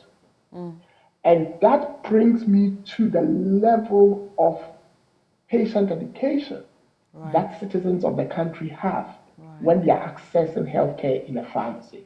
So these are the things that make me concerned. All right. And Doc, I'm just happy you spoke about patient education because I'm going to share a personal story. About 2 weeks ago, on my way back home, I felt terribly sick. And I decided to walk into a pharmacy and test for malaria. So I'm sitting there, the lady comes to me, goes through the process, takes out the wipe, gives me a prick, takes out I'm not sure what the name is, but she takes the blood and then puts it on the disc, right? And then puts the solution on it. So I'm watching as the thing is reading, going up, and then her response is, "You're negative." And I said, "No, I'm not. Your disc didn't record anything. This is a failed reading." And she looked at me, and I'm sure she was wondering how I got to know. So because I was having that interaction with her, it appears to me it was a senior colleague who turned and looked at her and said, "Run the test again." And then it was failed again because, there's the C, there's the T, and then if you have one line somewhere, I can't remember exactly where, but it meant that you were positive. If you didn't have any line at all, it meant that it was a failed reading.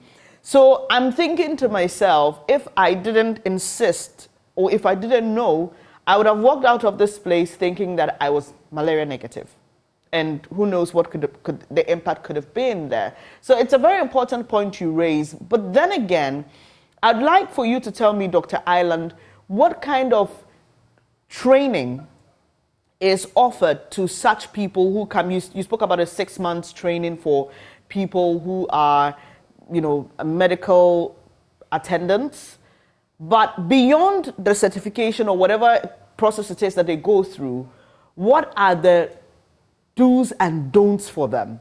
So if somebody walks into a pharmacy and, like Dr. Isiedu says, doesn't know that they have to ask for a pharmacist, what should that person who is not a pharmacist know to be their limits and when to invite in the actual pharmacist? Thank you very much.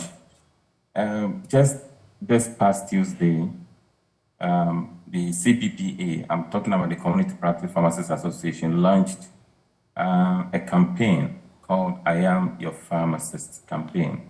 We invited Joy News, but unfortunately, the reporter didn't turn up. And what we are telling the public is that when you enter a pharmacy, just like my colleague, Dr. Esiedu said, ask of the pharmacist, because the pharmacist is there for you. Whatever money you pay in the pharmacy, you are paying because you have received some pharmaceutical service from the pharmacist. Now, the other cadre of staff that we work with, they are there to support the pharmacist or work under the supervision of the pharmacist. I expected that this malaria test that you talked about, for instance, after the MCA or the technician, whoever the person was, after the person has conducted that, the person should have presented it to the pharmacist for the pharmacist to make a clinical pharmaceutical judgment and then take it from there. Okay? We don't expect any other cadre of staff, to move on with this, because even I expected your interaction with that staff to be with the pharmacist. Okay? Now, when you're performing a test like that, the test could either be invalid or valid. Yeah. And we have, steps we follow when the test is invalid.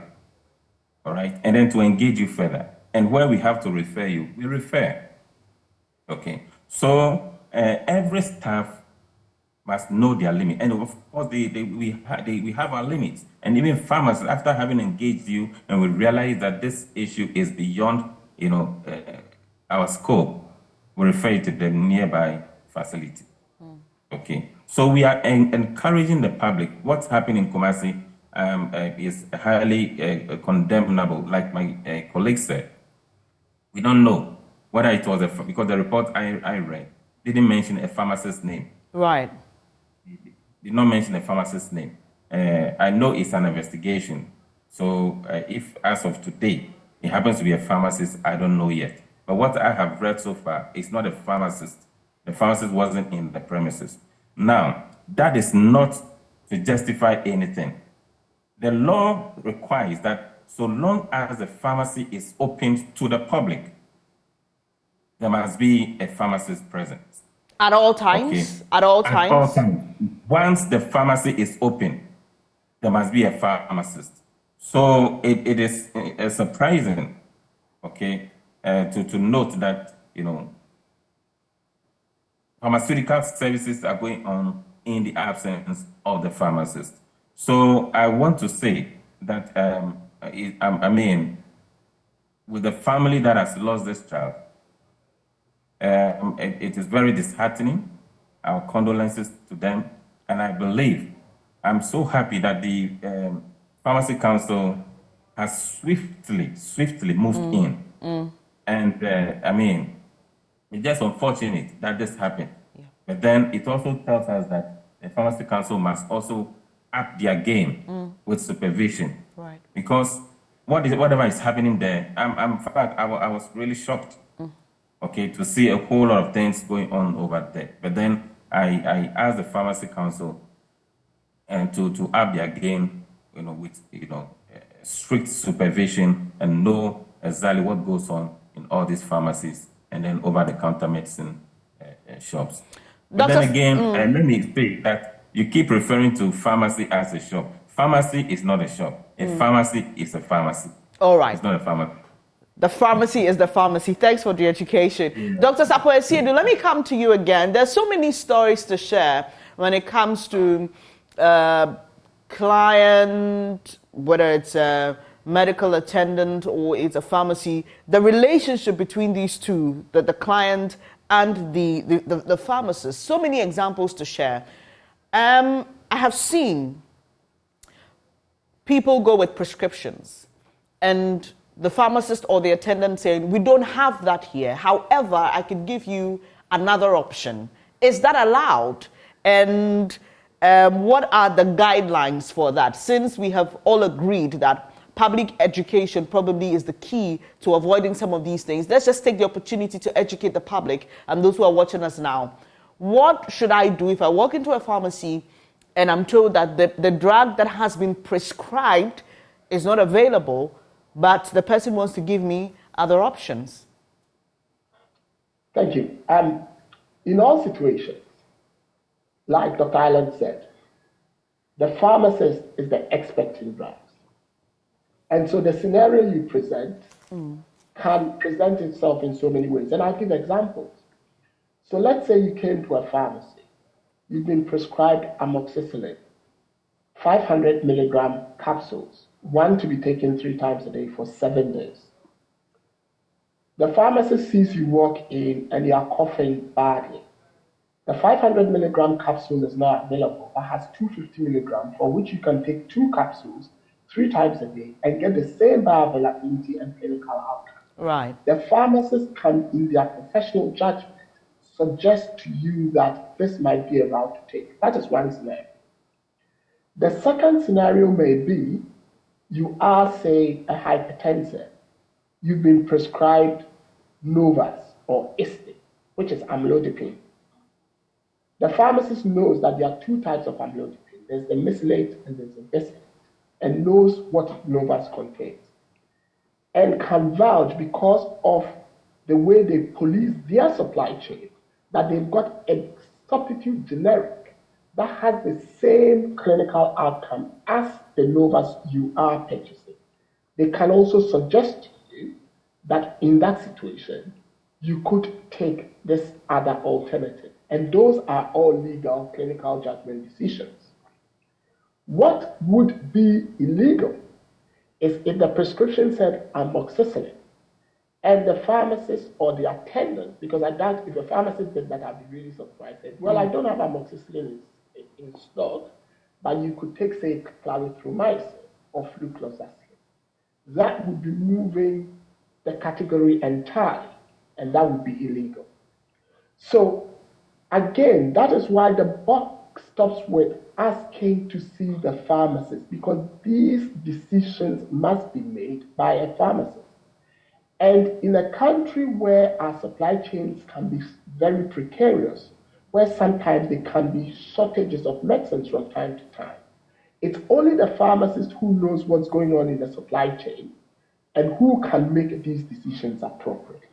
So we need to understand, and that's why I'm saying that this would only solve itself by public education. Right. I hear Dr. Island say the Pharmacy Council up its game, and I agree.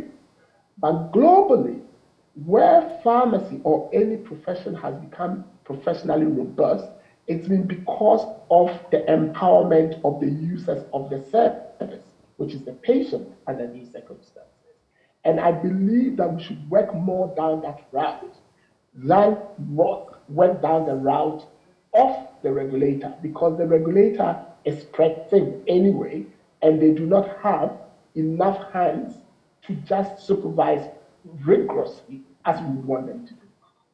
So there are a few people who are concerned about some issues on social media. They're getting interactive with us. I would just like to read their comments and then take your quick responses. And I'll start with you, Dr. Sapon-Mesiedu. This is from Osman Idris, who says, it's a developing canker. The pharmacy should be separated from the medical laboratory. And Musa Mubarak actually replies to his comment and says, it's a very dangerous canker that's emerging and authorities are not bothered about it. And I know examples of that where you see a lab on the side and a pharmacy on the other hand. So it's almost like, go here, see what's happening, come and get the medication. Do you agree with the concerns being shared here, or this is not an issue to worry about? You see, pharmacy is involved. I work in the UK often, and I work in Ghana as well, where there are a lot of spot tests that are undertaken in the pharmacy. For example, in many pharmacies in the UK, you can test for your cholesterol, you can test for your sugar levels, you can test for your HbA1c. In Ghana, I know you can test for malaria. There are so many tests that are done in the pharmacy currently, because the pharmacy has been seen as the medical stop on the high street and a place where there's easy access. So if you want to improve access to healthcare globally, it is identified that the pharmacy is the place to go. So for example, if you come to the UK, you'd realize that a lot of vaccinations are done in the pharmacy. A lot of blood pressure screening is done in the pharmacy, because that is the first place where you will identify the unidentified people who are walking with chronic diseases and can't be bothered to go into the hospitals because they would not give them symptoms per se. So for example, if someone came to test their blood sugar, pharmacists can do a sugar test and quickly know that this person could be borderline diabetic or something and refer them upwards. So those are good things. What should not be happening is for a laboratory to be next to a pharmacy where you go and do your test and then the interpretation is done as though you have had a diagnosis. That caveat must also be put into perspective, because now there are people who have PharmDs, who are clinical pharmacists, who also have an extent of understanding of some of these things. All right, so they can make diagnosis? Even some of them can prescribe. In the UK, for example, they are prescribing pharmacists. Okay. Yes, and in the United States and other things, they are prescribing pharmacists. And so that's why I'm saying that we need to educate the public. Healthcare is evolving so quickly that before you blink, the goalpost has moved. And a lot of the time, we are not catching up with the changes, and the citizens are not also being educated about the changes that are taking place. So I can understand Osman's concern if the lab is next door to a pharmacy, without saying someone with a PharmD who has an understanding of these things, or is taking it straight to a pharmacist or a technician or something just to interpret it, that would be a breach of the law and shouldn't be encouraged. But that should be distinguished from going to a pharmacy that has a rapid test kit that can check your sugar, can check your cholesterol, and think it's illegal. That is not. All right. We need to clarify. All right. Dr. Ireland, you're a PharmD, right? So how do I know someone is a PharmD? Do you have anything that identifies you as one, so that if I'm walking into a pharmacy with a lab test result, I know that I'm getting the right interpretation to what the test result is saying? Is there any way to clearly identify who a PharmD is, or who is who in a pharmacy?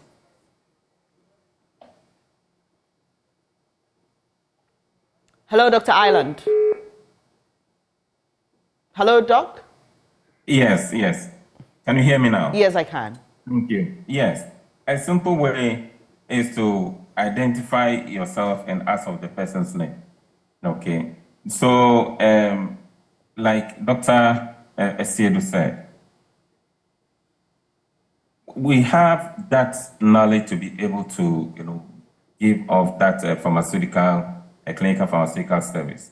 However, let me go back to what you said earlier. What the person was trying to know. There is a pharmacy and there is laboratory. A laboratory lab. Now, let's put this in the right perspective. We have health facilities regulatory agency, that is HEFRA, that inspects and licenses these facilities to operate. Okay. All these facilities are being regulated. They all have regulators. The lab is being regulated by HEFRA, even though pharmacy is also being regulated by HEFRA. But then there is that collaboration, MOU, between HEFRA and then Pharmacy Council, for Pharmacy Council to solely do the supervision which they recognize. So we expect that irrespective of these two facilities, every study that is carried out over there must be done under the supervision of the right personality. For instance, in the lab, there must be a lab scientist there. In the pharmacy, there has to be a pharmacist. Doc, so my question is, for me walking into that place, how do I identify if there is the right person there? So do you have anything that says or suggests? So you talk about HEFRA, for example. If I walk into a clinic, I see there's a framed certificate, right? That shows that this place has been approved to work by HEFRA. Is there any way I can identify whoever is attending to me at the pharmacy to say, okay, this person meets the right qualification? Is there any form of identification? Yes, and there is a requirement that once the pharmacist is on duty, it has to be his name displayed in the pharmacy as Mr. A or B on duty. 2, the pharmacist must be in the prescribed attire. We have a white coat with the Pharmaceutical Society pressed on it. You'd also see the name of the pharmacist on it. Right. Okay. Yes. So that is the first thing to identify a pharmacist with. That is why we are asking that when you enter the pharmacy, please ask of the pharmacist. In fact, you don't necessarily even have to ask for the pharmacist, but that is the campaign we are embarking on. That I am your pharmacist. The pharmacist must walk up to you. Okay. The pharmacist must welcome you and interact with you. Okay. That is what we expect from all pharmacists. You don't need to sit in your corner and expecting that somebody will come to you. So that you move into your office when there is a need to take the client into your office for an interaction. Right. That is what we expect from the pharmacist. Right. And we are asking the public, please, anytime you enter the pharmacy, ask of the pharmacist. But please, let me add this bit of it. Dr. Siedu said that pharmacy has evolved. It is true. In Ghana here, last year, we launched what we call a fee for professional service. In other words, the pharmacist is now providing services, okay, that he or she has been trained for. There are specialized services that will be provided by the pharmacist, which are not, part of the core daily services that will be providing. Okay. For instance, medication use review, medication therapy review, looking at a whole gamut of medication that the patient is taking and then coming out with the best way in order to give best outcomes as a result of the medication. We have compounding services. We have medication reconciliation service, and then smoke cessation service, for instance, weight management services, nutrition counseling for diabetic patients, family planning services, and all that. These are services that, you need a pharmacist with the requisite knowledge to provide for you. Right. Okay. So the scope of pharmacy practice has evolved beyond just dispensing. All right. We quickly need to wrap up, but I've just got about three important things to find out from the two of you. So if you can be as snappy as possible. And let me start with you, Dr. Ireland. What's the difference between a pharmacy and a chemical shop? And what should I know when I'm entering any of these, the differences? A pharmacy is a registered premises where you can get your Class A, Class B, and Class C medications, as I mentioned earlier. Right. Now, the over-the-counter medicine shop is a place where you can only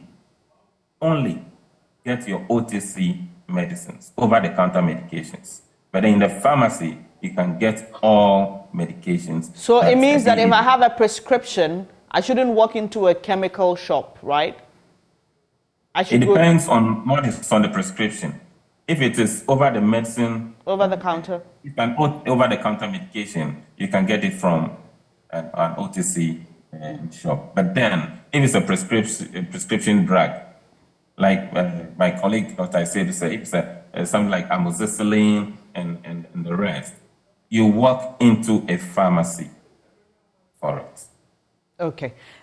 So if I got you clearly on the bit of the practice of a PharmD, which you are, I can just walk into your outfit and say I'm unwell, and you can ask me questions and prescribe medication without me seeing a doctor, right? The pharmacy in most communities is the first point of call. Right. The pharmacist has a requisite knowledge. The law mandates him to treat ailments or diseases of common occurrence. So, provided that it fits into this, the pharmacist is required by law to do that. Where is beyond the scope of the pharmacist refers you to the nearest clinic or hospital. And on my last bit for you, since you were the Community Practice Pharmacists Association, is it the case that you have, say, for example, one pharmacist who's opened about 3 shops and so is unable to be there at all times? What is creating that gap or that missing link where we go to pharmacies and we don't see pharmacists present? This is where I'll give a plus to the regulator, the Pharmacy Council. The Pharmacy Council ensures that every pharmacy is registered by one pharmacist. Okay.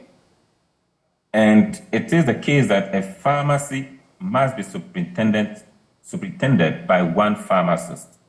Now, a case where you see the same company having a chain of pharmacies, it is required by law that once the pharmacy is open, in many cases, there is somebody responsible there's a superintendent pharmacist responsible for that pharmacy. It's not the case that one pharmacist will superintend 2 or 3 pharmacists. It's not the case. All right. That is not the requirement of the law. The requirement is that one pharmacist, one pharmacy. So I'll give you a scenario. If I have a chain of pharmacies, my license, is only for covers only one pharmacy. The other 2 or 3 that I have must have every pharmacy must be registered by another pharmacist. Right. So it means that if I have a chain of 3 or 4 pharmacies, it means that I have 4 pharmacists responsible for these 4 pharmacies. Right. And then when needed, I add on because, one pharmacist cannot be there for all this. In case I'm running 24 hours, for instance. Okay, the pharmacist may start work from, say, 8 o'clock to 5 p.m. Right. Another pharmacist, who is a local pharmacist, will have to continue. Thank you very much, Doc. And let me wrap up with you, Dr. Sapong-Essiedu. Since you're very keen on public education being the way or the solution, just in wrapping up, what would be the key things that you want everyone watching to know in terms of what a pharmacy offers and what they must be looking out for? Well, basically, I'd say 3 things. I disagree slightly with what Dr. Ireland said regarding a prescription, because a prescription is a legal document. Right. So if you have a prescription, though the medication on that prescription could be over the counter, the minute it goes on a legal document, you should take it to a pharmacy. That has been my standing position and interpretation of the law. I can understand the practicalities of where Dr. Ireland is coming from, but for as long as it's a legal document, it's a prescription, then it has to go to the pharmacy. So that is something that the general public must know. And if we stick with this, it would also decrease the nefarious activity that sometimes can go on in other sectors of the medicine supply chain. The second thing is always ask for your pharmacist.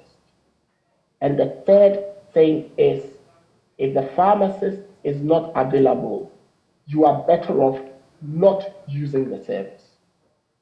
Those are 3 things that would sanitize the system. If the pharmacist is not available, you are better off not using the service. And you, at the outset, when I started, this is why I'm saying, if the parents, condolences to them, had asked for the pharmacist and they were not available, all this could have been avoided. And that is the biggest learning we need to take away from this unfortunate situation. I appreciate your time here. Dr. Kwame Sapong-Essiedu is a pharmacist and a CDD fellow. Earlier you heard from D. Emmanuel Kweku Ireland. He's the national chairman of the Community Practice Pharmacists Association. So what it is that as a client or a patient, you must be armed with knowledge. You must know what you're going in for, and always remember to ask for your pharmacist. This morning's conversation has rather been on the back of a very sad incident where a 5-year-old lost his life after being bitten by a rabid dog and being administered a tetanus injection instead at a pharmacy. That pharmacy at Kenyasi in the Ashanti region has now been closed down. It's important that you stay alive. Well, up next, we are having a conversation about the LGBTQ plus bill. All you need to know right here on the AM show.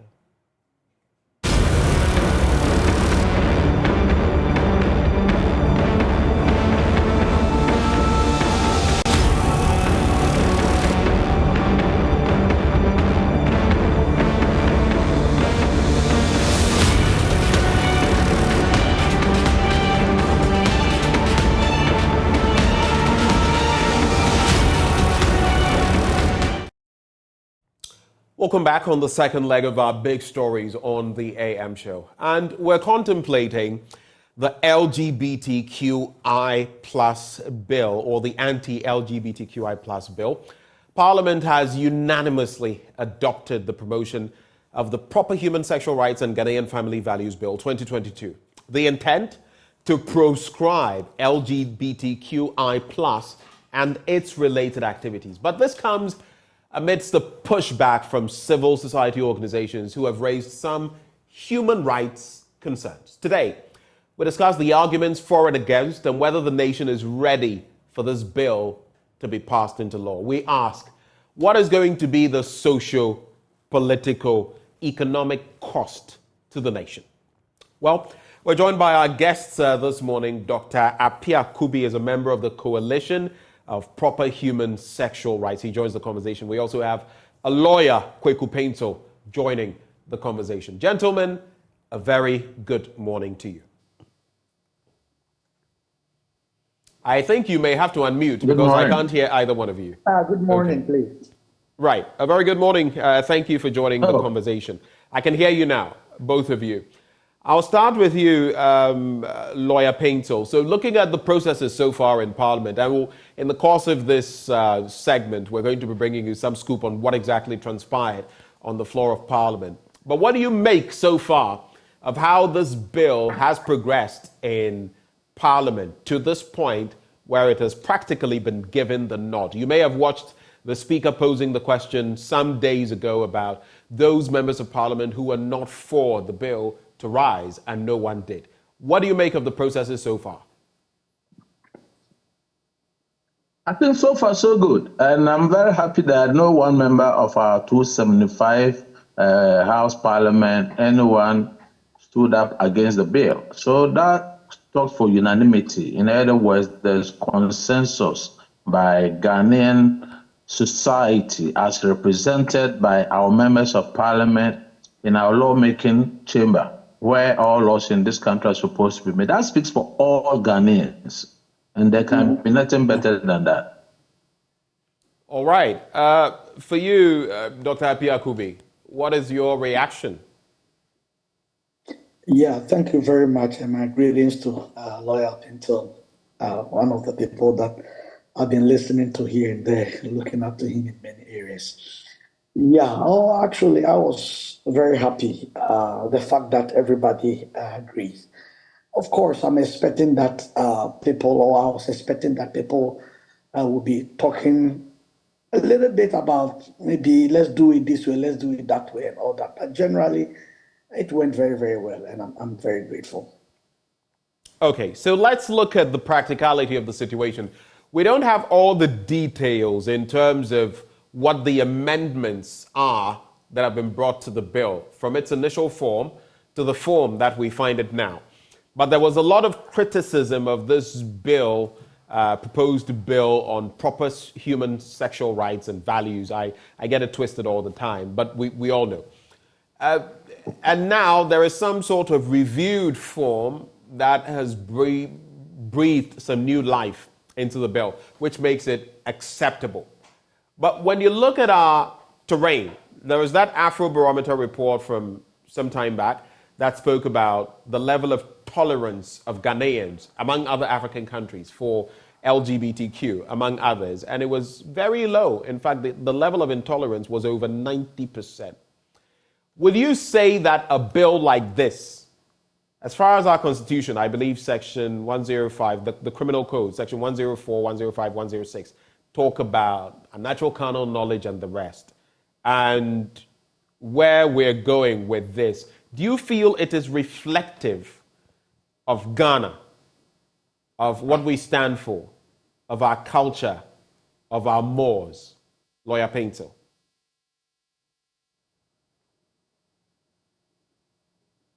Hello, Mr. Paintel.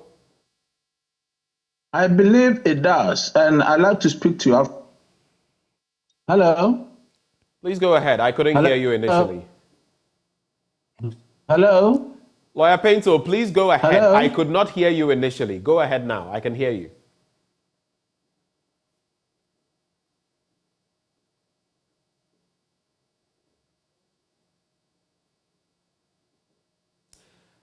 Well, I think so Lawyer Paintel, if you can hear me, sometimes when you start talking, I can't hear you. I think now you've actually muted yourself again. So let's try this one more time. If you can hear me, just unmute and say what you're saying.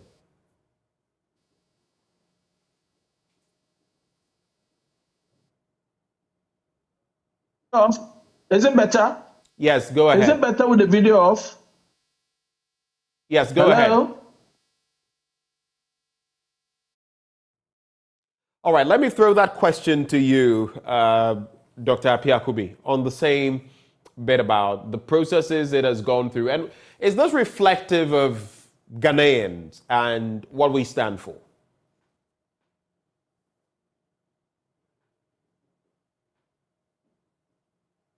Dr. Appiah-Kubi, that question is for you now.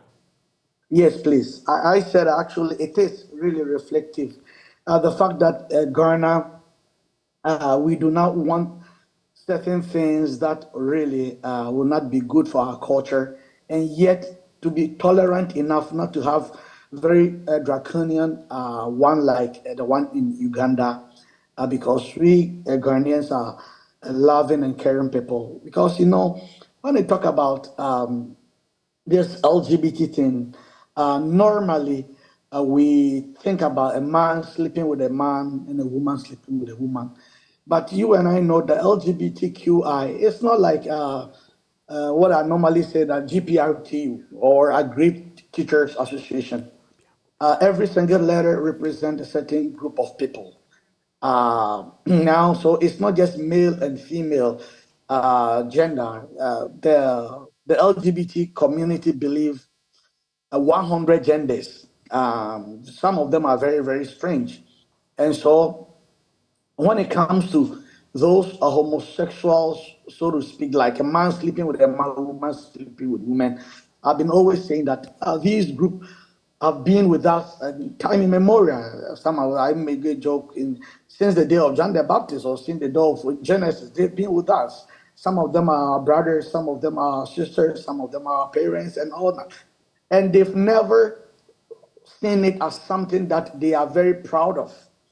But now the LGBT this thing is way beyond that. LGBT movement is a whole social change movement where they are taking the thing to the absurd level that if we don't take care and we don't have some laws that will really regulate some of these things, it's going to be a challenge. And so I really think that it's very reflective and it's going to help our country.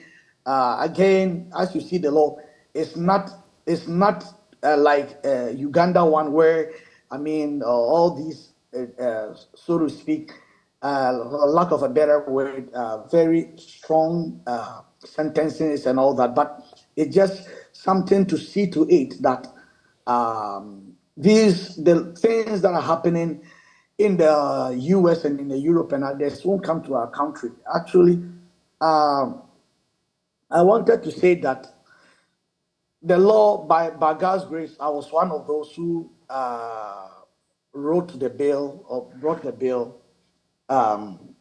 Wrote it. And I would like to really, for people to understand the spirit of the bill, not so much of the letter of it. The spirit of the bill wasn't necessarily to really hurt people who are into homosexuality, but really to prevent this absurd LGBT things that are coming to nations and using political strategies, using UN, using the other CSOs to bring all these things. So generally, I think that it's a good one, generally.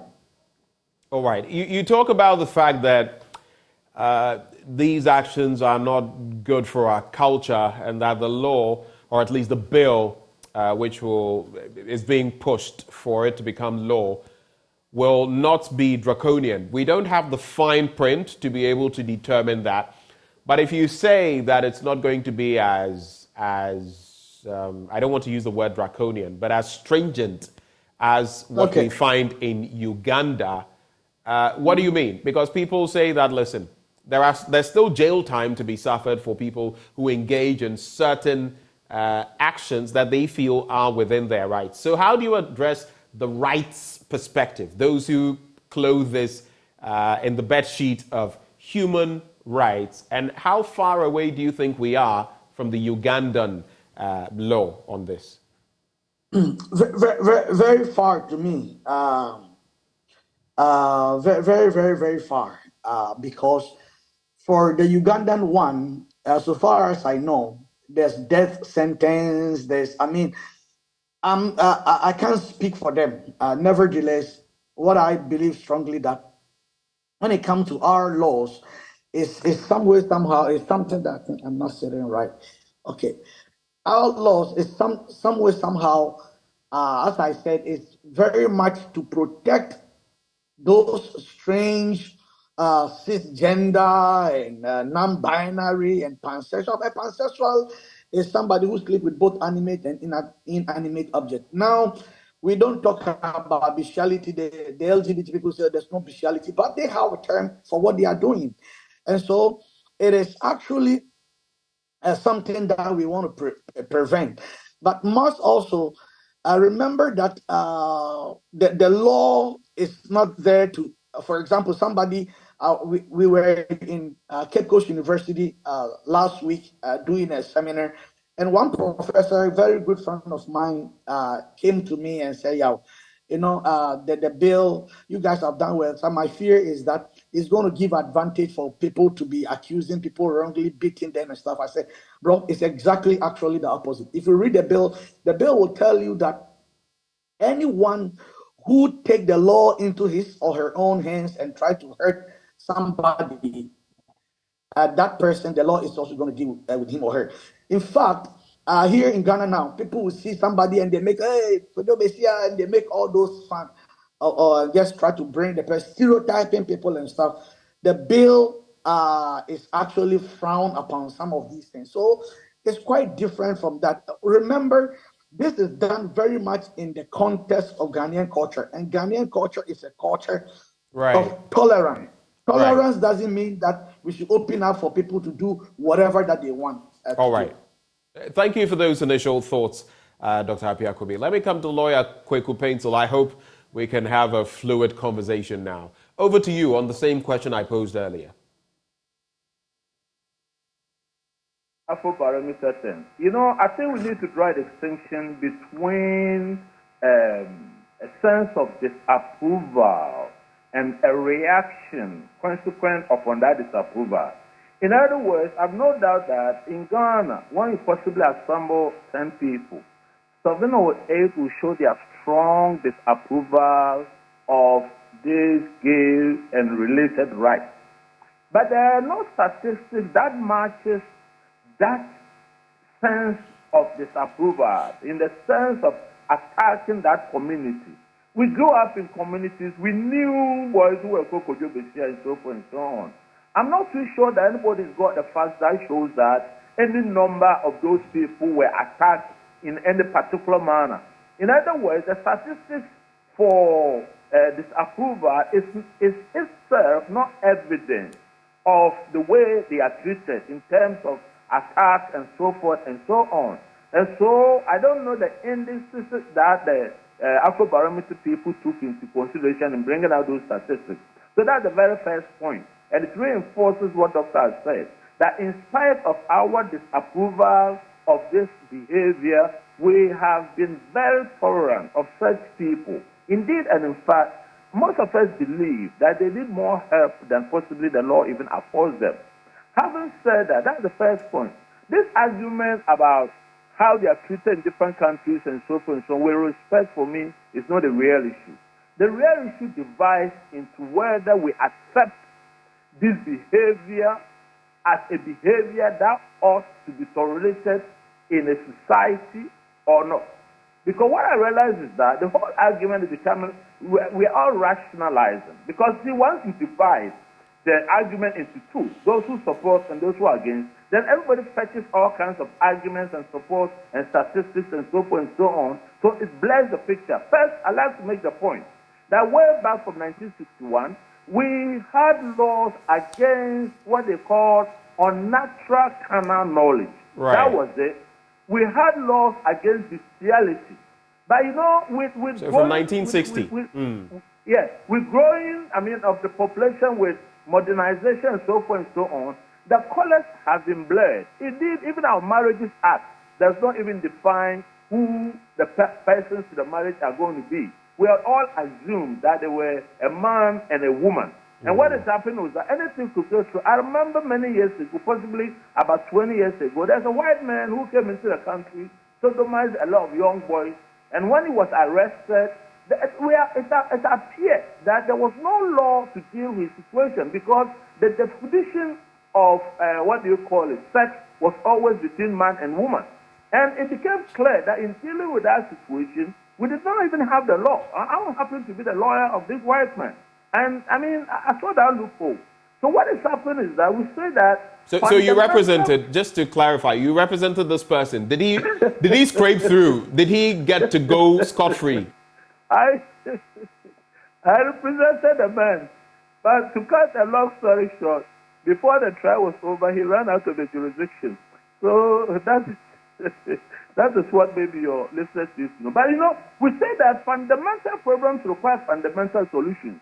Because with the passage of time, now all these side issues are cropping up to the point where we need to retune, we need to redefine, we need to develop new concepts and new ideas to deal with the changing circumstances of the time. So from where you sit, this bill is a step in the right direction because it fills the lacuna or those nebulous areas in the law, right? Exactly that. Okay, so let me push it further. Dr. Apia Kobbys was talking about the fact that, look, this is not reflective of who we are, the LGBTQ and what they stand for. And so while we have a society that is open, our culture also frowns on this. But let's look at the Ugandan example and put our own context into it. This bill, of course, was approved, given assent to by Ugandan President Yoweri Museveni, and it's the Anti-Homosexuality Act of 2023. It's very specific, anti-homosexuality. Now, the case they make, you go to Human Rights Watch, for example, and they are saying they've been campaigning against this. They say Uganda's penal code already punishes same-sex conduct. And so this is just like trying to swat a fly with a sledgehammer with the enhancement of the law. You look at the fact that in Ghana too, we have our penal code, like you rightly said, which criminalizes. I think it's I've forgotten the exact. I've forgotten the exact wording, but it talks about. No, that's not what I'm looking for. I'm fully aware of unnatural carnal knowledge, but it calls it. Is it a misdemeanor as of now? Yeah. Right, You're right. I think it's 104 of the criminal code. Unnatural carnal knowledge. They also have this in their penal code. They've gone a notch further. And the worry is that, for example, it discriminates against people living with disability. It talks about the act of homosexuality being aggravated if the victim has a disability. It could go as far as even a life sentence, not even a life sentence, a death sentence, I should say, taking the person's life, depending on how aggravated it is. Is this not a slippery slope we're on in terms of this enhancement? Well, I would agree with you, but the issue is how far or how extreme this is. In other words, we all agree. But, when you go back to the debate, those who are against it, it's not like they accept that the conduct or the behavioral pattern ought to be prohibited. They don't agree to that. So they are using this extreme. Listen to me. Listen. The law is one thing, punishment is another.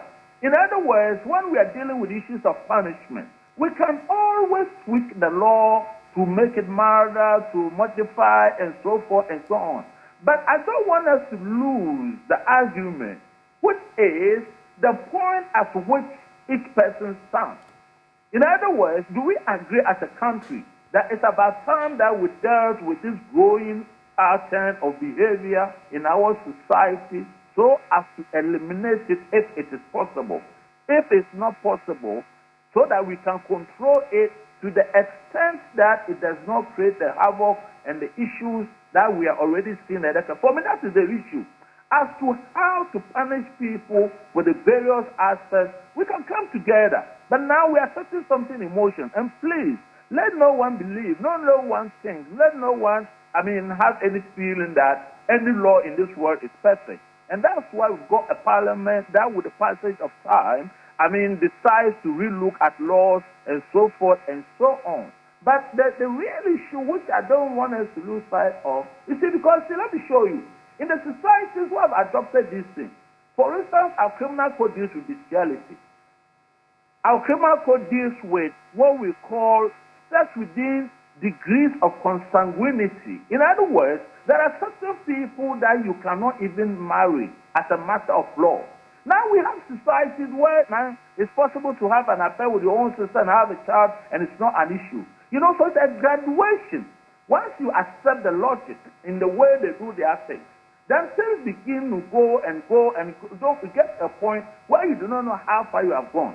What I think we are trying to do in Ghana is that, having seen the signs, we have decided as a country that we need to nip it in the bud. First point. Second point is, if you have heard enough of West African politics, there was something they called the wager, the West African wager between Kwame Nkrumah and Buhari.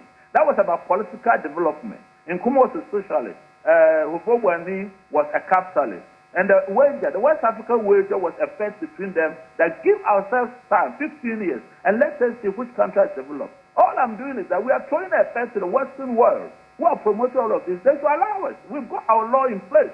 Let us see in 15 years' time, maybe 20 years' time, let us see which society will be better than the other. They should give us this time. I mean, that is as simple as that. We are a people. We have a right to make laws for ourselves. We have a right to make a judgment of the things that we see and decide how to tackle the issues and the problems, prescribe punishments as we deem fit. If the punishments are too harsh, that much, I mean, I'm not going to have a quarrel with that. We can relook at the punishments and I'm talking about the sanctions and so forth and so on.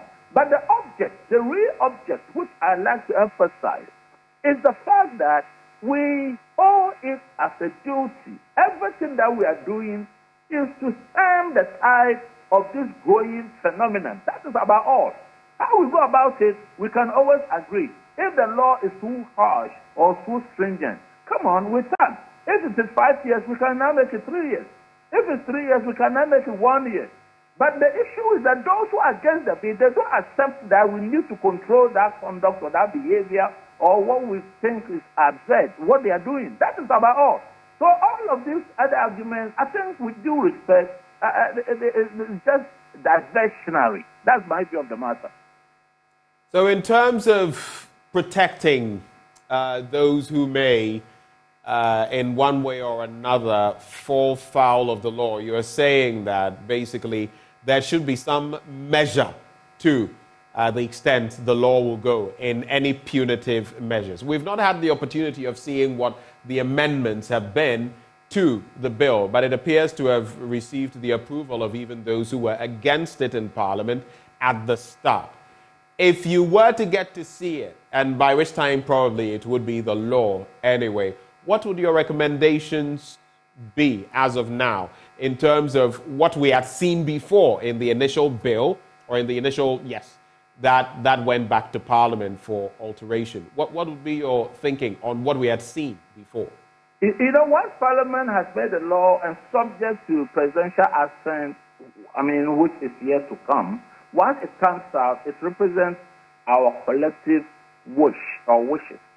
Then, like you said, if there are aspects of it, even now that it is going through that, reorganization, if it's 5 years and we think it should be 2 years, why not? If it's too harsh, we can always, I would even go as far as to say that possibly not everything needs to have a custodial sentence, possibly. But as far as the law stands as it is, and as you have spoken, I do not know the final form in which it's going to come out. I'll be patient enough. And if what comes out really raises the kind of issues and the fear that people have, please, that's something that we as Ghanaians can do with. But please remember that what sanctions are prescribed for any offense or any crime reflects the view, the apprehensions, the fears of the society that created that law. And therefore, no two offenses are the same. In the same category of this, what we call deviant behavior, there are some things which are more extreme than others. And to not be fair, in my honest view, it's like possession of cannabis. The minimum sentence is 10 years. And therefore, if somebody just threw it into your hands, you just smoke one, a jot, they call it one, they've got a name for it. And somebody has got a haversack, a bag full. Then the person who had just one roll will get 10 years. The person who also gets the whole bag will have a minimum of 10 years. Those are the aspects in which we talk of unfairness in legislation affecting sentencing. But as it is now, I believe that the graded forms in which we have these punishments reflect our view of the severity of the offenses that have been listed. But nonetheless, it can still come down if we all decide that it should be so. All right. That's the way my view of the matter is. All right. We'll be looking at what Parliament has been saying on this matter. But before we do that, before we get that report by my colleague, Kweku Asante, let me bring in Bernard Ahiafo. He is ranking member on the Constitutional, Legal and Parliamentary Affairs Committee of Parliament. A very good morning to you, sir. Good morning. Good morning to you, Sheriff. Thank you for joining us on the AM show. Now, this bill has gone through a number of processes already in Parliament. There is some agreement on both sides, the minority and the majority, that this bill must see the light of day. But as of this point, there are still question marks. People still look at the Ugandan example and they say it is draconian, it is over the top. But the Ugandans also say this is what we stand for, these are our mores and we stand by them. There are fears that with our bill, we could also have such a situation on our hands. From where you sit, what is your reading of this matter and how would you respond to those with these concerns? Well, I have an idea about what is happening in Uganda, but I have not taken my time to look at the content of the Ugandan law because they have passed LGBTQ, anti-LGBTQ. However, looking at the... So if I may walk you through... I've not seen anything in the bill and the reference in Ghana's parliament being draconian. Because there's nothing draconian about it, unless specifically for that vision in the bill before us in parliament. The aspect that we feel is draconian. Okay, so when you look at the Ugandan example, some of the aggravated crimes, and it's the anti-homosexuality law, a bill that came to law 2023, people could even suffer the death sentence as a result.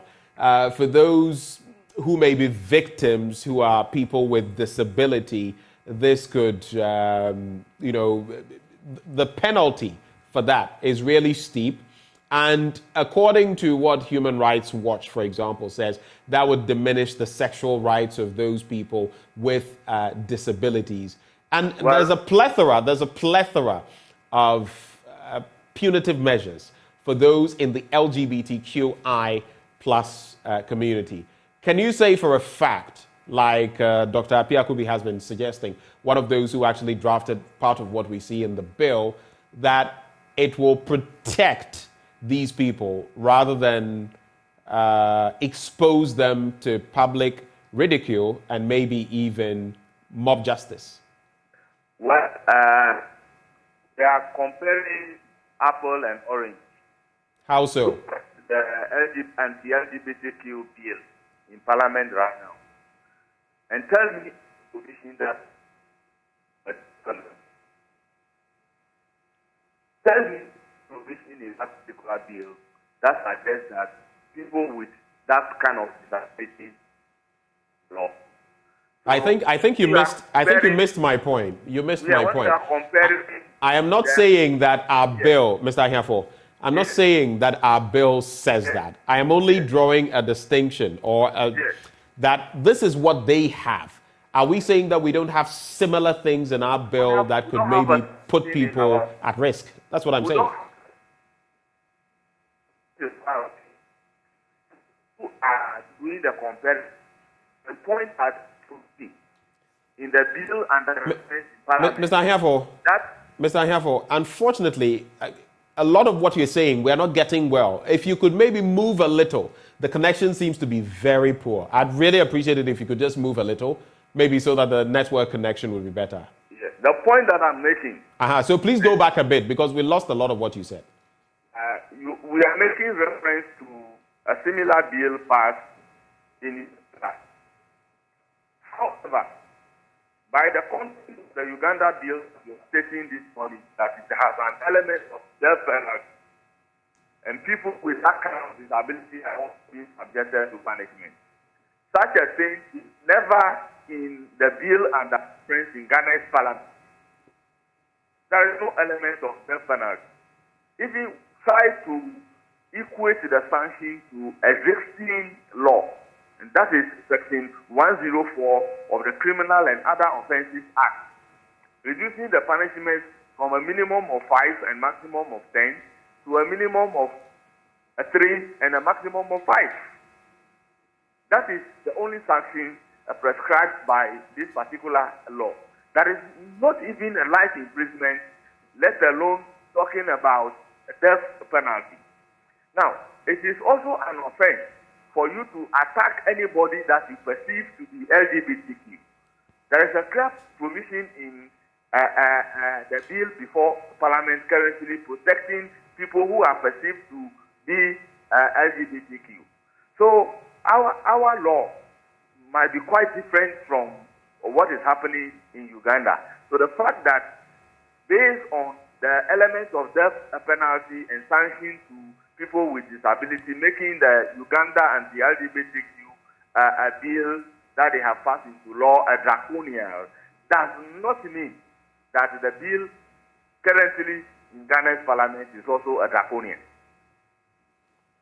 So looking at the bill in its current form, we've seen agreement from both sides of parliament. What level of certainty do you have that it will pass the final stage and that Mr. President will give his assent to it? Well, I cannot be speaking to Mr. President, but I can speak to what the law says we should do. By law, the second reading of the bill is done and it is passed at the second reading. It is now left for the business committee to program the bill for consideration. And after the consideration stage, it moves to the third reading and it is passed. Then the bill is referred to the President of the Republic of Ghana, who would have to exercise the power vested in him to give a vesting assent, which is also regulated by law. Specifically, Article 106 states clearly that when the bill is referred to the President for royal assent, the President has two things to do, either to assent to the bill or to refuse to assent to the bill. And in a situation where the President refuses to assent to the bill, then the President must bring the bill back to Parliament, stating the reason for which he is unable to assent to the bill or what he wants Parliament to do before giving the royal assent. And that must happen within 14 days. So if the devil doesn't know the intention of a man, I cannot be speaking to the President, but this is what the law says. So now that the bill has passed the second reading, we are moving to the consideration stage. And for me, as a member of Parliament, I do not have control over that. I'm not even part of the business committee. When it is programmed today, that the consideration of the anti-LGBTQ bill be carried today, Tuesday, in Parliament, we will go to Parliament and exactly do that. So if after 48 hours it is programmed for a third reading, we will also do the third reading, it is passed, and then the clerk at table will take over, and then the bill will be referred to the President for a royal assent. Yeah, I get your point, but I'm just saying that from where you sit, it is clear then that it's getting to, or it has got to the consideration stage. Then, of course, there will be the third stage of deliberations, and then it will go to Mr. President. From what you forecast, how long would it take before it gets to Mr. President? I mean, how soon likely would we still see this bill passed into law?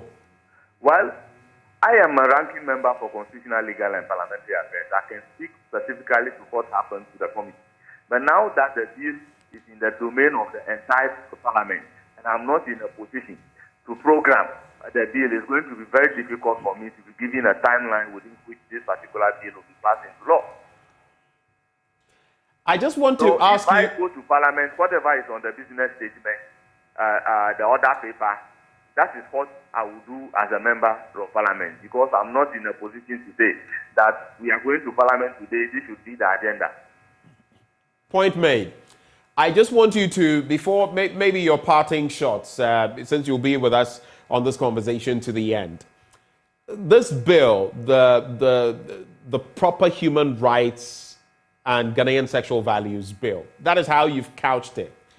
Yes. So you are saying that as of what you know that we do not know, as what you have seen on the committee that we are yet to see, that it will truly and wholly, because initially Dr. Appiah Kobbys was talking about the fact that it represents our culture and all of that, that it will truly represent what Ghanaians stand for in terms of sexual values and in terms of human rights? You know why I pose that question? Because some people are still contending, apart from Human Rights Watch, some members of the CDD, some members of academia, that in terms of human rights, this bill, if given assent, will infringe on some people's human rights. So can you say here and now that this bill will be reflective of Ghana and Ghanaians and everything we stand for? Exactly the same. Because those who are making the argument that the bill will violate human rights, we have several rights. They should come out and mention one that will be violated if this particular bill is passed into law. I have looked at, you see, in Ghana, we have dedicated chapter 5 from Article 12. The whole Constitution, chapter 5, is dedicated to human rights. And I have sat down, look at this particular bill, look at all the constitutional imperatives in from Article 12 onwards, chapter 5 of the Constitution. I have not seen any aspect of this particular bill that seeks to trample upon anybody's rights. Well, are we saying that you are born naturally as a man and that at your age now, you want to have a right to transgender into a woman? And if the law says you cannot do that, then you argue that you have a right, that though you are created naturally as a man, you have a right to become a woman. Are we saying that we should be given a right as a man to marry a man? We should be given a right as a woman to marry a woman? What right are we talking about? Which provision in our Constitution that guarantees that right that they are talking about? They should mention the provision. They are talking about the Universal Declaration of Human Rights. They should mention a single provision in the Universal Declaration of Human Rights that guarantees what they are asserting, that I am a man, I should be given the opportunity to marry a man. I'm a woman, I should be given the opportunity to marry a woman. Rather, the Constitution in Article 39.2, the Constitution of the Republic of Ghana in Article 39.2, says that we should do everything possible to protect our culture, develop our culture. Is same-sex marriage part of our culture? Whose culture is it? So, my brother, the argument that this particular bill, if passed into law, will trample upon their rights without mentioning any specific right that will be trampled upon, is giving me much interest as how a lecturer in metaphysics gives to a child of 10 years. It's very bizarre, very laughable.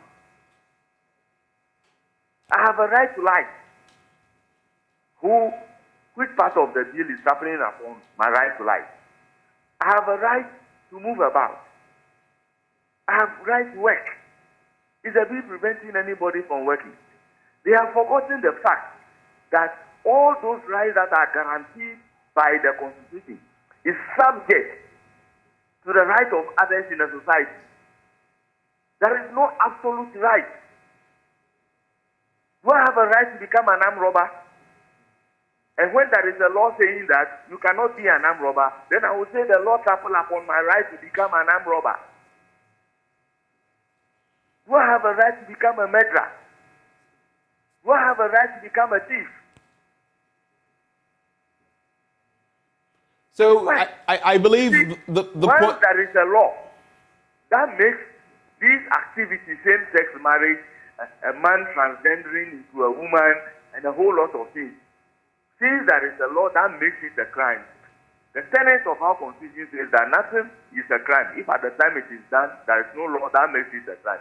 So if this bill is passed and proscribes those activities, doing a proscribed activity or an activity proscribed by an act of parliament is a crime. Therefore, you will be made to face the full recourse of the law that proscribes the activities that you are engaged in. Hold for me as we wrap the conversation, Mr. Ahiafo, just to conclude. So I'm going to be taking your concluding thoughts, I should say. gentlemen. I'll start with you, Dr. Apiakubi. Where do we go from here?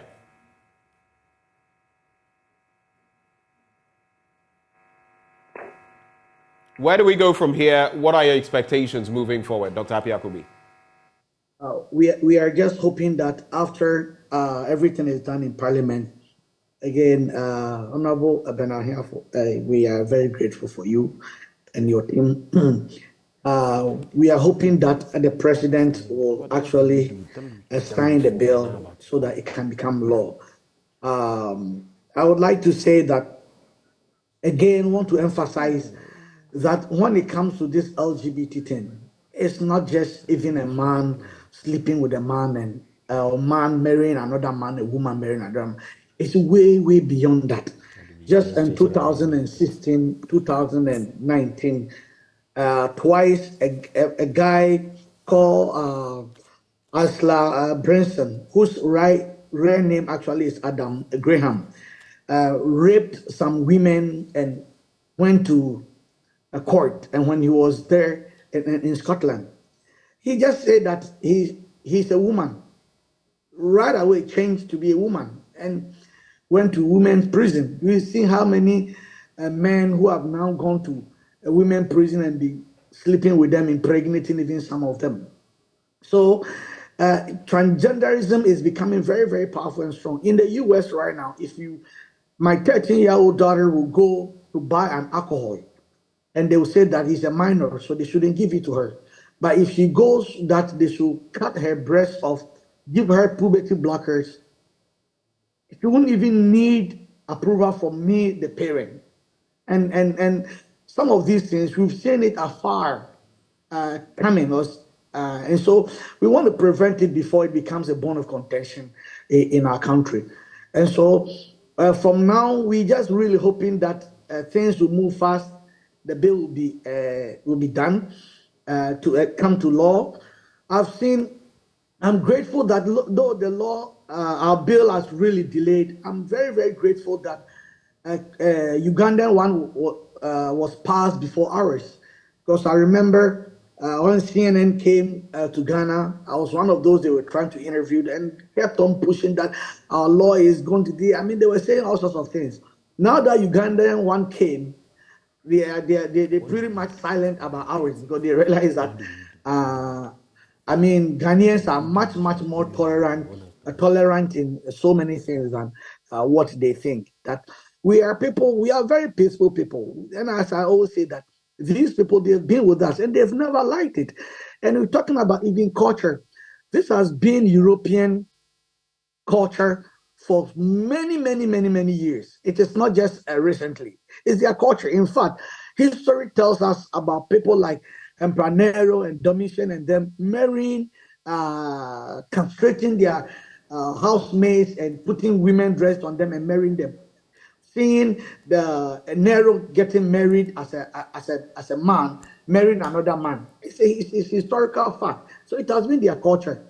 Well, they respect their culture, but for the sake of Christ, they should also respect our culture. The same as we always say, that sometimes it's a mind-boggling when a pansexual is accepted. A person who sleeps with both animate and inanimate objects is accepted and actually, hailed highly in their country, in their continent.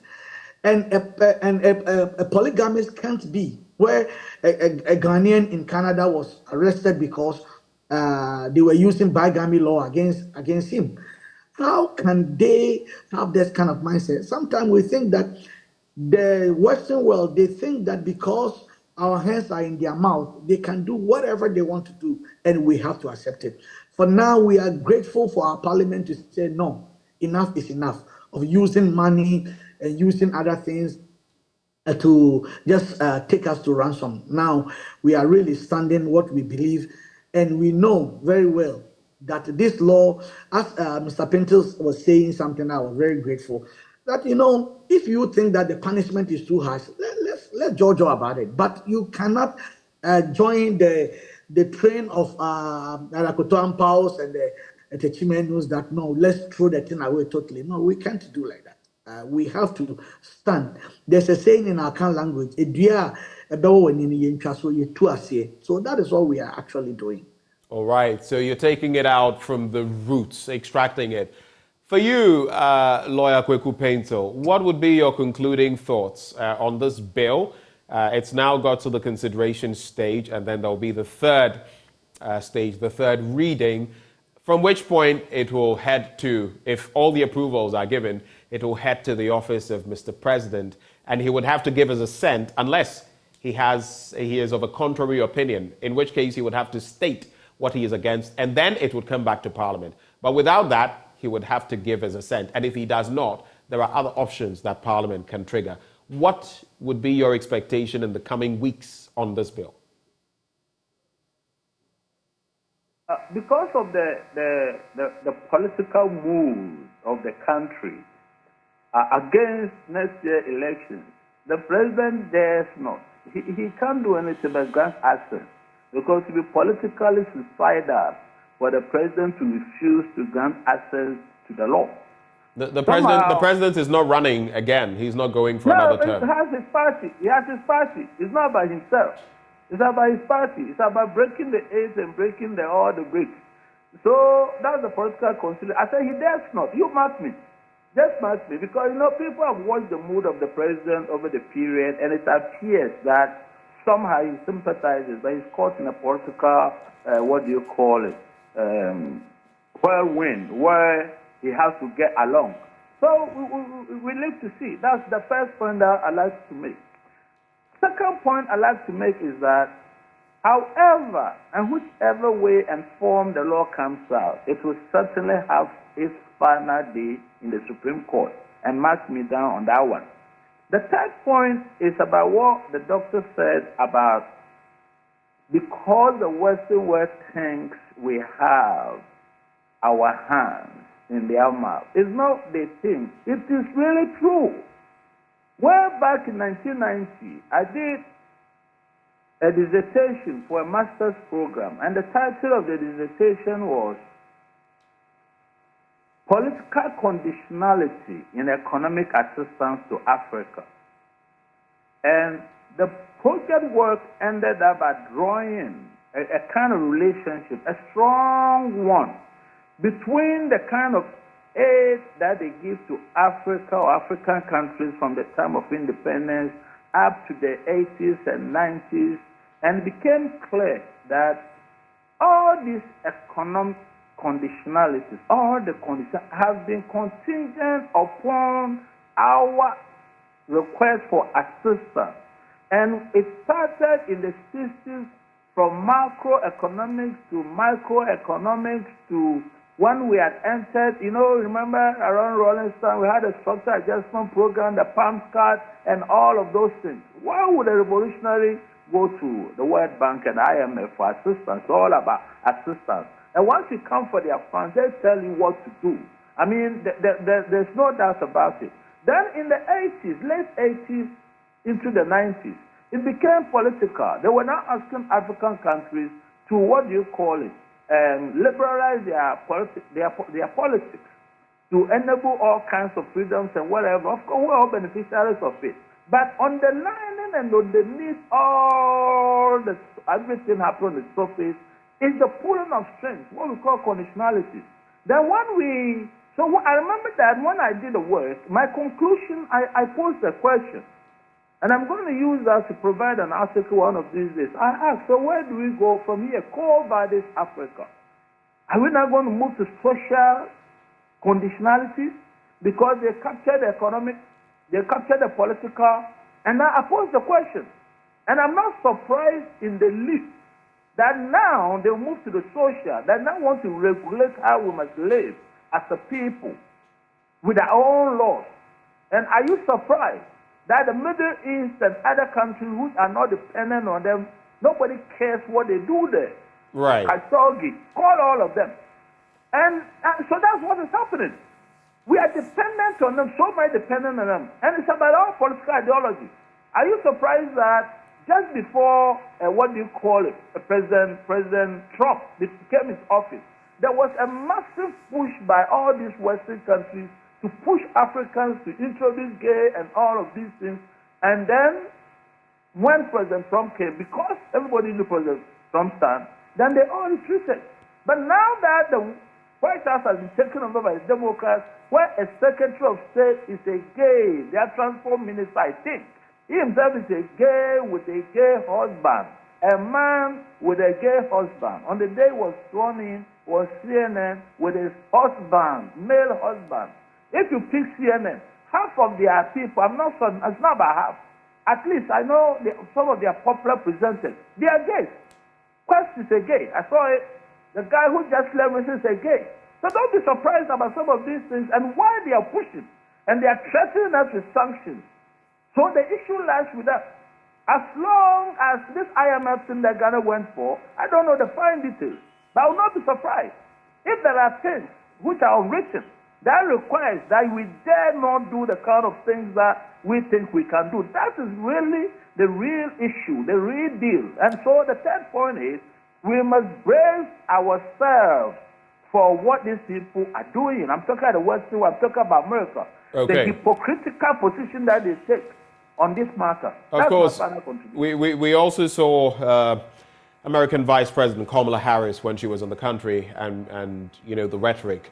We heard what she had to say on some of these matters. But we're grateful that you shared all of these thoughts about the bill and about what you're looking forward to. Mr. Ahiafo, you have the final bite.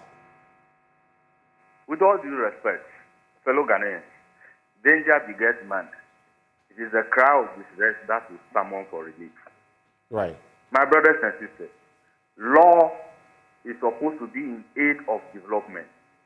Law is supposed to be an instrument for social engineering.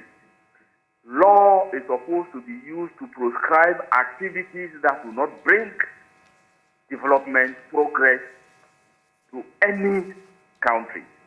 Looking at the activities of the LGBTQ, I am of the view that if LGBTQ is encouraged in our community, our society will gradually be driving towards extinction. Because as I'm speaking to you, I am born out of my mother and my father getting married. It is not my father and another man that brings forth to me to be able to be talking to you. If we all decide to go LGBTQ, the time will come that Ghana as a country may not even exist as a country.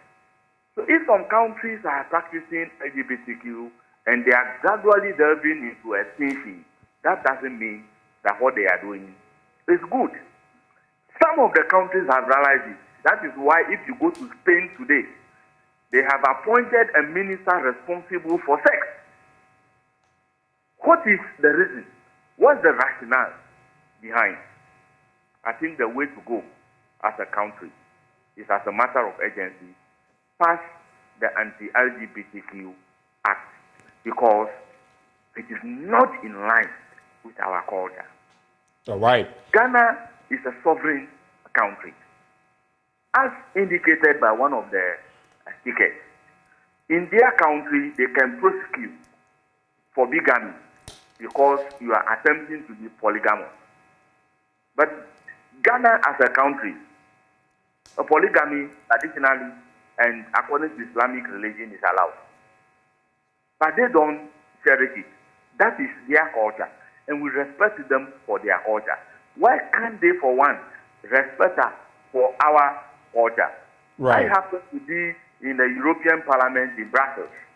And according to the President of the European Parliament, that's for the LGBTQ activities, it is non-negotiable. It is non-negotiable for them. But that doesn't mean that that is what must be practiced in the whole world. Our constitution enjoins us to protect our culture. Therefore, we are making a law to say that you can do it elsewhere, but in Ghana as a sovereign country, if you are a man, born at birth as a man, you will remain a man until your death. All right. If you are Thank a you. woman, born as a woman from birth, you remain a woman until death. And we are not going to allow two males to marry each other. We are not going to allow females to marry each other. Bestiality will not be encouraged. pedophilia will not be encouraged. Mr. Ahiafo, we have to cap off the conversation here. We're grateful, so grateful for your time. Interestingly, I was just reading yesterday about the Netherlands, a beauty pageant, I think Miss Universe, where a trans person, born a boy, who transitioned and now won this beauty pageant in the Netherlands. I think in Spain it had happened. And we just wait to see how these developments impact globally. But here in Ghana, of course, we have the position that we have adopted, and we wait to see what this bill will bring to us and whether the president will give his assent. It's TikTok, and we in Ghana wait to see how things will go. Gentlemen, we're so grateful. Bernard Ahiafo is a ranking member, Constitutional, Legal and Parliamentary Affairs Committee of Parliament. Thank you, sir. We also had Dr. Justice Apiakubi, executive member of the Coalition on Proper Human Rights. He contributed to the bill.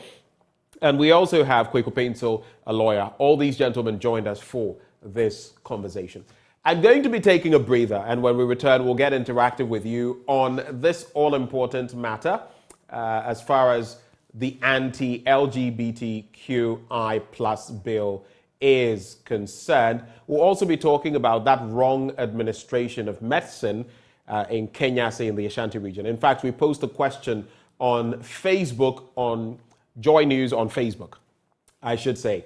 Have you ever been administered, have you ever been administered with the wrong drugs because of the handwriting of a doctor, for example? Or have you ever been administered with the wrong drugs, even not because of handwriting, but administered with the wrong drugs? If you've not shared your thoughts there when we activate the phone lines, be sure to call us. But I'll tell you, in the course of the break, what I'm going to be doing. I have a bottle of Awake drinking water waiting for me, and here's why. It is premium purified water treated through a strict purification process to ensure that every bottle on the market refreshes you better. And it goes further. Whatever the size you're looking for, you're thinking of the kids, 330 ml, easy to put in their bags and they're good to go. 500 ml, 750 milliliters, 1.5 liters. There's an option for everybody. But if you still want more, maybe for your office or home, they have 19-liter jar bottles that are ideal for that situation. So all you need to do now is drink Awake Purified Drinking Water wherever you go. Stay awake with Awake Purified Drinking Water. Remember, it's also one for life. For every bottle you purchase, an amount is donated to the National Cardiothoracic Center. Those with heart ailments, a lot of them in this country because of the cost, struggle to foot the bills. By purchasing a bottle of Awake Water, you actually give them hope. You give them a chance. It's another quality product by Casapreco Company Limited. If you'd like to purchase in bulk, just call this number, 0262 351 251. 0262 351 251. This advert is FDA approved. We'll be back after the break.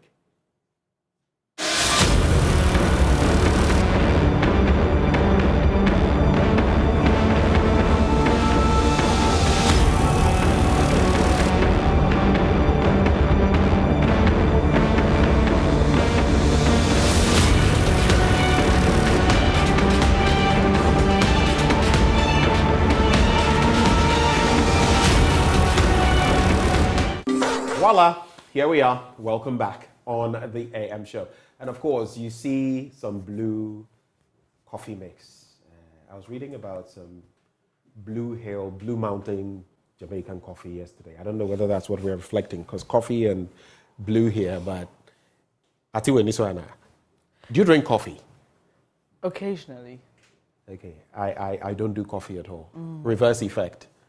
I learned it from secondary school.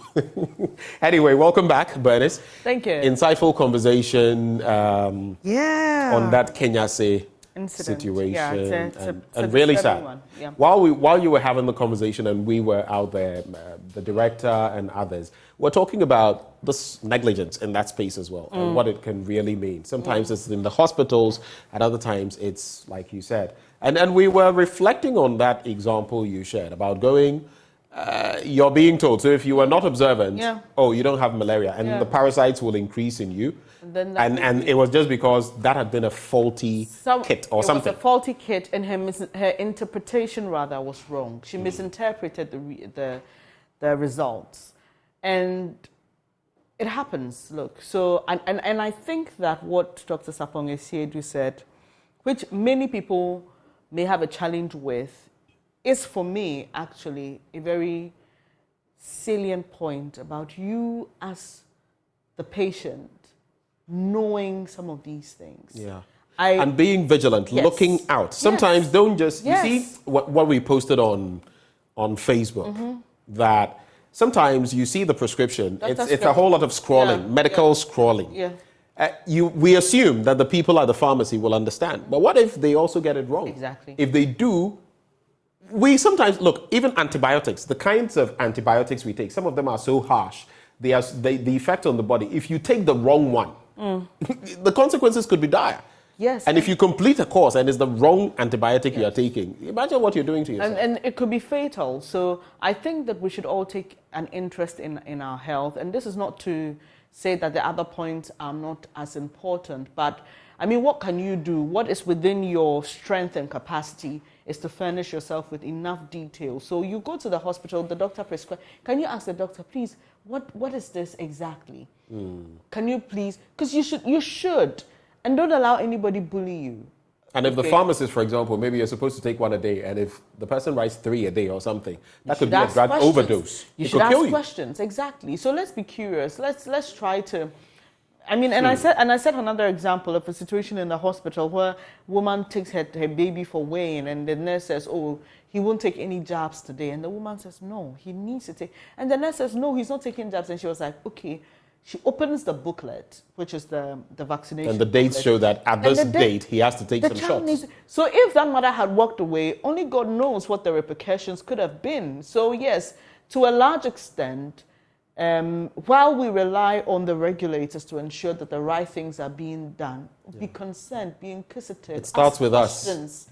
Yeah. You know, we are bullied a lot as a society. People don't like people to ask questions. Like it when a child I'll tell you is for a curious, fact. a child is asking questions. You're considered a nuisance. When I have medical situations, yes, I am no medical doctor, but I have a lot of friends and I read a lot. I read about my symptoms and all of that. So I always go prepared. Yes. Whenever I go, there's a facility I go to. The doctors always know that this guy, if he's coming with something, he already has so we have a conversation. And you know, it's not you're just telling me anything. Exactly. We have our first caller from Akusubu, who is Teria. And I'll tell you more about getting, being interactive with your doctor and how it helps. Yeah. Hello, Teria. Thank you for calling us. How is Akusubu? What are your thoughts? God bless you for receiving my call. Amen. God bless you too. Please, I'm speaking on, I want to contribute and speak on behalf of the medicine counter assistants we have in Ghana. We have a well-trained, I would say, workers who work in the pharmacy. They have a license which allows them to work under the supervision of the pharmacist. If the government can post all those people to various health centers, starting from the chip compound, that's where we can have good prescription reading, because we have prescription reading under the course, and then they are well trained to read prescriptions from their doctors. Right. So just if I get you right, so you're saying they can work, and then prescription reading will not be a work for any ordinary person who will just be in the hospital as a health worker to read the prescription. This is my contribution towards your program, and I'm very happy that you are doing a very good work, and may God bless you, and I greet everybody. Enjoy. Thank you. Thank you, Teria. Teria's calling us from Akosombo. So I get what he's saying. I just wanted to confirm whether he was saying that maybe there are some of them who haven't been posted or some who are at home. So if you get them on the job, I mean, there are people who specifically are able to read prescriptions and all of that. Then we can cut off some of these. But when you have a qualified pharmacist, like in this instance, and I heard, I've forgotten what his title is, saying that if a pharmacy is open, there must be a pharmacist at post. Trust me, that doesn't always happen.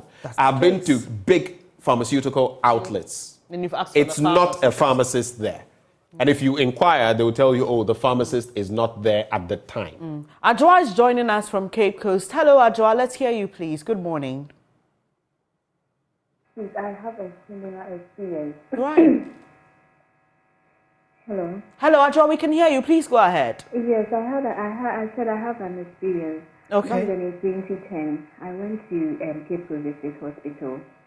And then before I went to the pharmacy, I read whatever medication that was supposed to be given to me. So when I went there were two people at the pharmacy, and then they were chatting whilst looking on my records.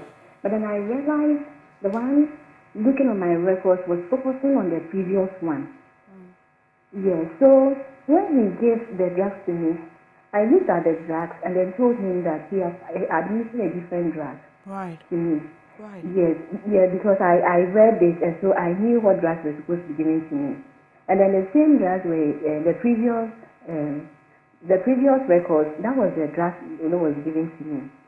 So I knew it was certainly a different one because he was not focused, they were chatting. So I drew his attention and I told him that, no, you are giving me a different drug. He was challenging, I was also challenging because I knew what should be given to me. Then he got angry, but then the other colleague told him that they should look at it again. And then he took the book and then read whatever was given, and then he realized it's true, he had given me a different medication. And so they had to apologize, and I told him that they don't deserve to be there. Because if it was to be a different person who had not read, or if it was to be an illiterate, they have administered a wrong medication, and then a whole lot of indications matter arise. So it's true, this thing is a serious thing. And so I think it should be looked at. Right. Before you go, I also suggest to bring some level of, look, if you're a lawyer, there are things you can't do, and if you do them, you will be sanctioned. If you're a medical doctor, if you do certain things, you'll be sanctioned. It is high time we also, when people do such things, report them. Report them. So that the health authority or whatever, the pharmacy, if you can find, report such people if it's in a medical facility. By and by, people will realize that you can't do this because the consequences of some of those actions is death. Yeah. So let's be more willing. Let's stop that thing about Fama Nyame and the person has sometimes elsewhere when you do this, they'll take you on. You could lose your job. You could face criminal charges. Yes. So let's not be so light on them. Because the person was insisting. What if you had just taken the medicine and gone home, taken it and died? No one would know that it was Supremacy who had killed you. Exactly. Okay. We are glad that you were able to detect that, Adwa, and thank you for sharing your story. But at the heart of this is lack of concentration. And increasingly, Benjamin, we are seeing this cut across many spheres of our lives, where people who, especially critical or essential health workers, sometimes you walk into a facility and a nurse or a doctor is on their phone. You're talking to them, they've buried their heads. I was just about to talk about the nurses. I had an experience. I don't know if I should mention the facility, but it's a well-known facility here in Accra. Benjamin, you won't believe this. I was involved in an accident. I had gone to see the doctor, and guess what? He was attending to me, and he was watching Finding Nemo on his laptop. It was such an annoying experience for me because I'm like, you're supposed to be listening. And back to what I wanted to say about the interaction with your doctor. When you see health officials, they tell you never withhold any information. Because the test they would even ask you to run is based on their interaction with you. So that particular moment where they're asking questions and you're telling them and you're engaging them, feel free to do so. It's your life at stake, right? And those are very poor bed manners, by the way, of the doctor. I am in terms of watching. He was talking to me and the laptop was saying he was watching cartoons.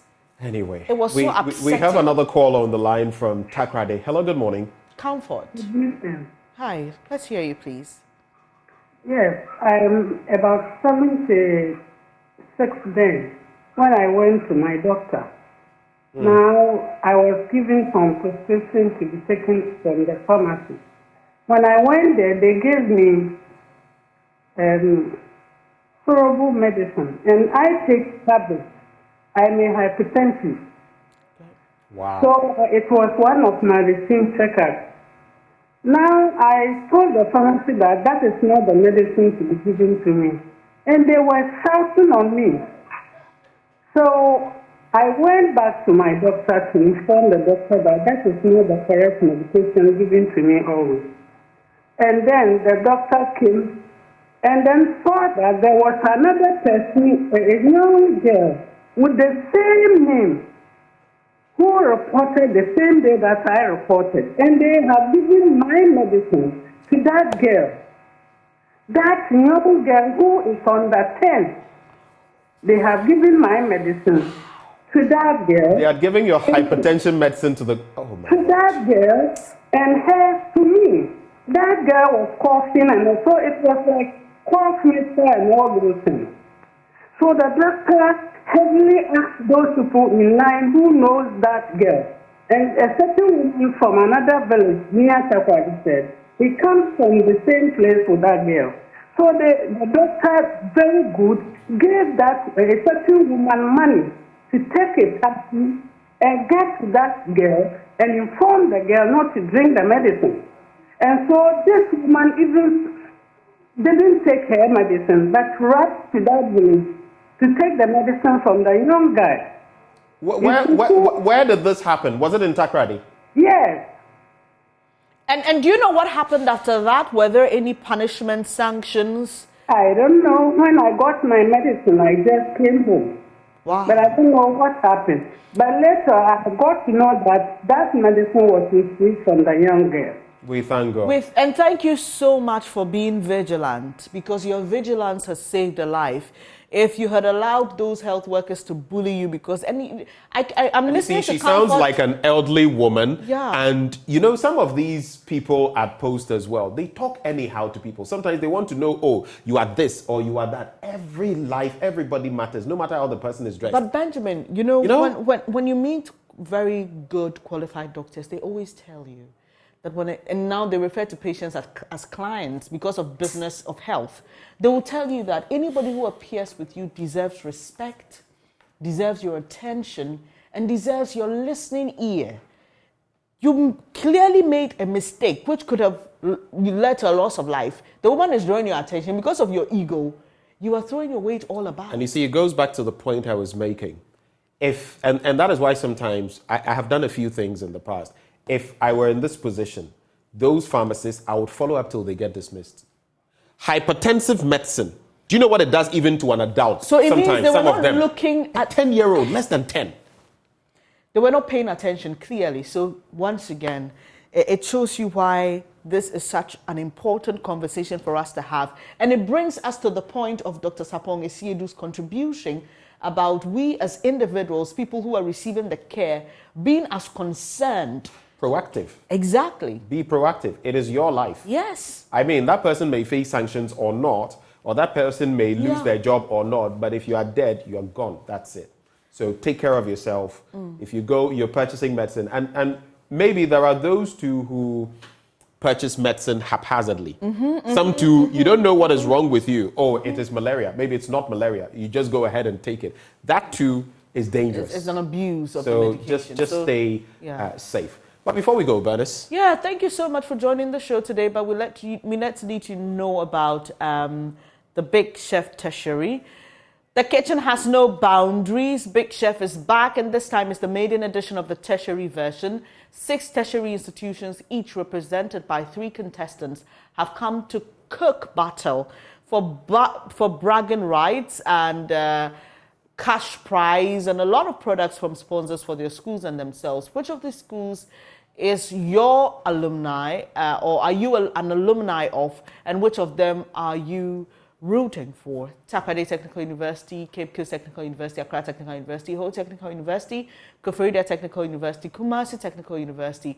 Which school will emerge the ultimate winner of the maiden edition of the Big Chef Tertiary? Big Chef Tertiary shows every Sunday at 5 p.m. on Joy Prime and repeats on Tuesdays 11 a.m. and Thursdays 3 p.m. Big Chef Tertiary is proudly sponsored by Fried Whole Cooking Oil, Fortune Rice, Sentex Tank, Nish Chocolate Drinks, Access Bank and YouFresh. Big Chef Tertiary, the kitchen has no boundary. Joy Prime, the ultimate experience. And of course, here on Joy News, we're fearless, independent, credible. It's been another session of the AM show. Any birthday wishes? Well, there's a birthday going out to Miss Stella Just reminded me. Tema Community 5. And wonderful birthday to Ma Gloria Shandolf of Kumasi at Atinga Junction. Much love from our heart to yours. All the best. God willing, we are back again tomorrow. I have to do this edition. one. All right. It's also from Senior Akonta Deputy. It's actually two Senior Akonta Deputy Chief Fire Officer Mark Apiabrako. A happy birthday, and that is from Kwame Jumo Ajiman. I nearly forgot. Happy birthday to you, sir. Okay, up next is News Desk with Aisha Ibrahim. Take care.